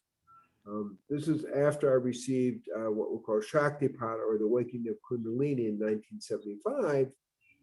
A little voice rang out and said, you should learn to eat and live in a way that supports the Kundalini, which is the spiritual energy, also known in the West as the Ruach Kodesh. So from that, I evolved the 6 foundations and 7-fold peace, which is a holistic way of life that helps clear the mind so we can transcend the mind and eventually go into the nothing. And that's what my book is about, Into the Nothing, which is beyond ego identification, and it's about merging directly with the divine. So the first foundation is a 100% plant-based diet and at least an 80% live food diet. I'm about 98% live food, and I have been since 1975. So it's a while. So the second part of that is spiritual fasting. And we usually do a 7-day juice fast where we dilute the juice in half. And we're meditating twice a day. And we're actually going to do, over the internet, a juice fast in starting April 25th. And they can go to drcousins.com to get that information directly and sign up. It's 7 days. And then we follow it with the yoga of the mind, which is known as Jnana Yoga, which shows you how to clear the mind in a more kind of yogic way. So that will be, of course, following that, because we want to clear the mind, to go beyond the mind. Now, the second foundation is yoga asana, sacred dance, which I love to do, and Tai Chi, qigong, to build the prana.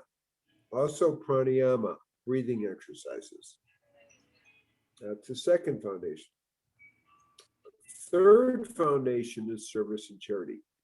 And that is a way of connecting your heart to the world, really. We have programs in about 42 different countries, mostly diabetes prevention and organic farming, and a lot of other different service things that we do, depending on the country and their need. But service and charity is important in the bigger picture. And then the fourth, if people are ready, is to work with a spiritual master, somebody who's already been acknowledged in a lineage of being awakened. So I've been blessed to be acknowledged by Swami Muktananda and Swami Prakashananda, where I lived on and off in India for really 7 years. So that was a very important thing. So there's a lineage, there's an energy. We're even able to do Shaktipat over the internet. Maybe not this time, but maybe in the future we can do that. But I am doing it on a regular basis, really 3 times a week. We have what we call the Shakti Hour, and we also have Alive with Dr. Gabriel, which is actually tonight. And I give Shaktipat over the internet. We have meditation and discussion and a few other things like teaching principles. So that's a way of supporting people, Shakti Hour. And the way they can do it is they, again, just go to drcousins.com. We also have a community network, which is really important in this time. I set it up to be able to support people around the world. and that's treeoflife.mn.co. So that's what we're doing. We're kind of off the Facebook and things like that because of the different things are going on, and we want to be able to actually speak to people about the issues that are coming up on every level. Okay, the fifth is meditating.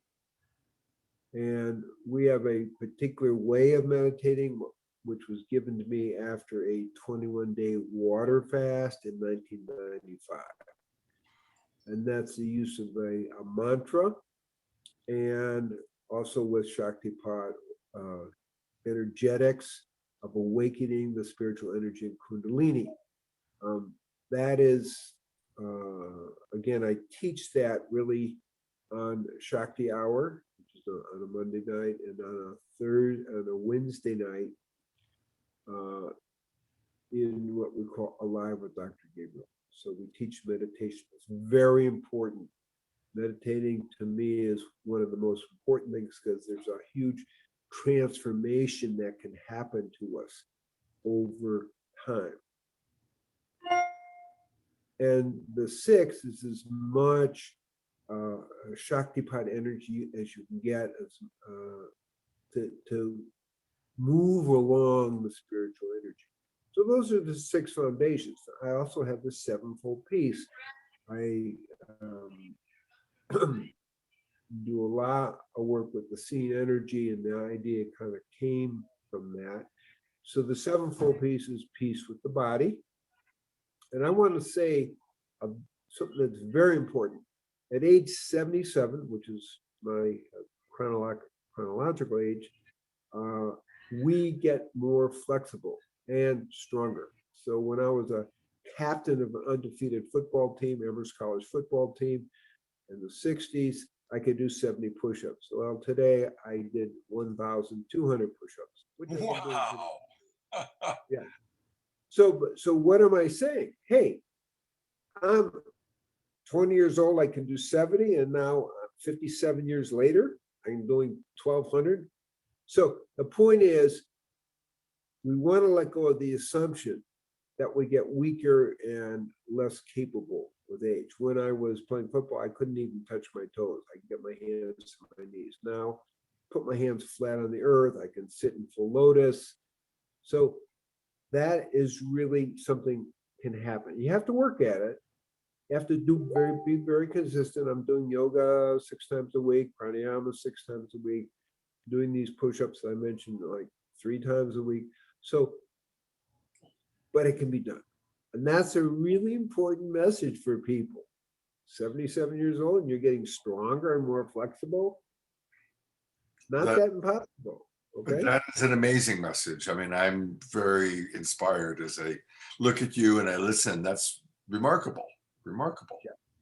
So I love it, and it's good. And it's an inspiration to people at this age, particularly, but at any age, we can get stronger, more flexible.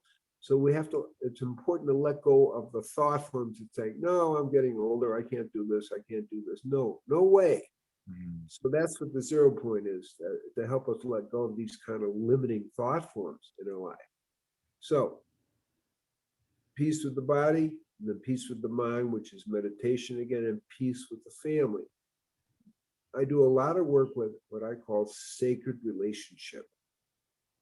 I'm also a psychiatrist and family therapist, couple therapists, and to me, relationship is a spiritual path. If you choose to make it and allow it to be a spiritual path, it is very, very powerful.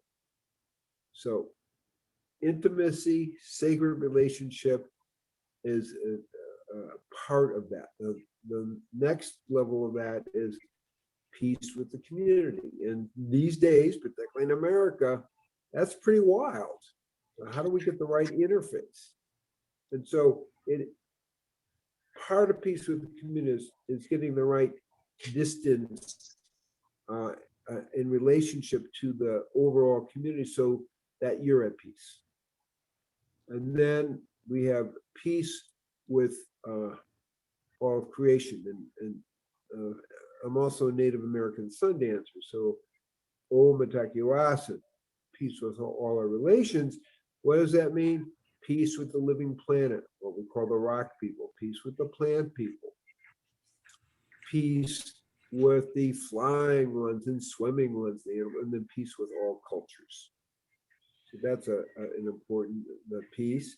And then I have what I call sacred ecology, which is peace with the living planet and all of creation, not as an environmentalist who's working on the ecology, but we are one with the living planet. Us and the living planet are one. It's a different way of thinking about it and feeling about it. And then finally, peace with God. So 13. 13 is a sacred number that comes to one. And in the Hebrew, it means also love. So the 6 foundations and 7-fold peace are a natural way of living on a multi-dimensional level that can take you beyond your mind, and as I say in my book, into the nothing. That's the key.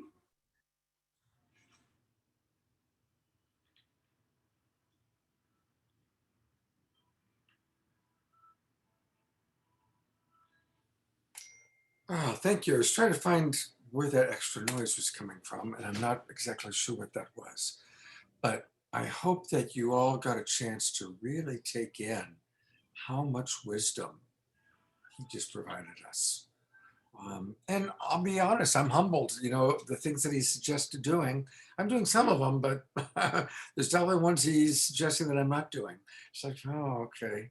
Because I sure would love to be anywhere near that level of health when I hit his age. So I hope that you've all enjoyed what Dr. Cousins had to say. And I'm going to go to gallery view for a moment and just show non-wired. Yeah, trying to see. Okay, yeah, it was Giselle who was that we needed to mute. So Giselle, if you're still with us, turn on your camera because I'll have you. I'll share a little bit. And there you are. You are still with us. Great. Welcome. Hi. So we're going to play an excerpt of your video that you created for us on Saturday Night Live. Thank you for being with us. Did you get a chance to listen to some of what Dr. Cousins had to say? Yes. Processing a lot. It is very late for me. I haven't stopped since early this morning.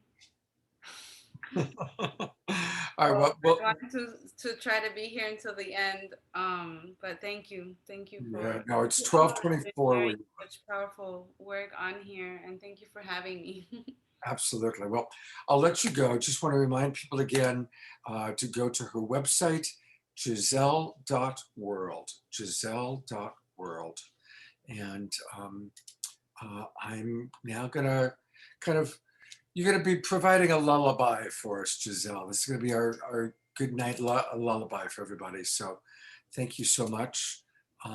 Really been wonderful to have you. And for those of you still watching, I love it. We still have 267 people in our Zoom room. You guys are amazing. So Giselle, thank you so much. Hope to have you on the show again.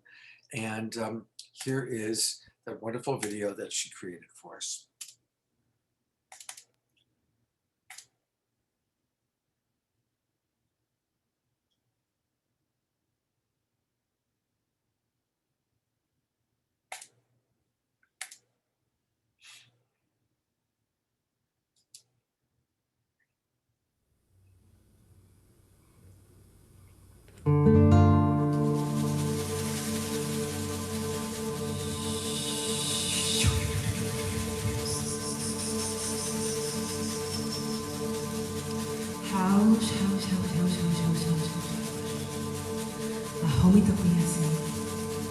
Lazo cantante, gracias.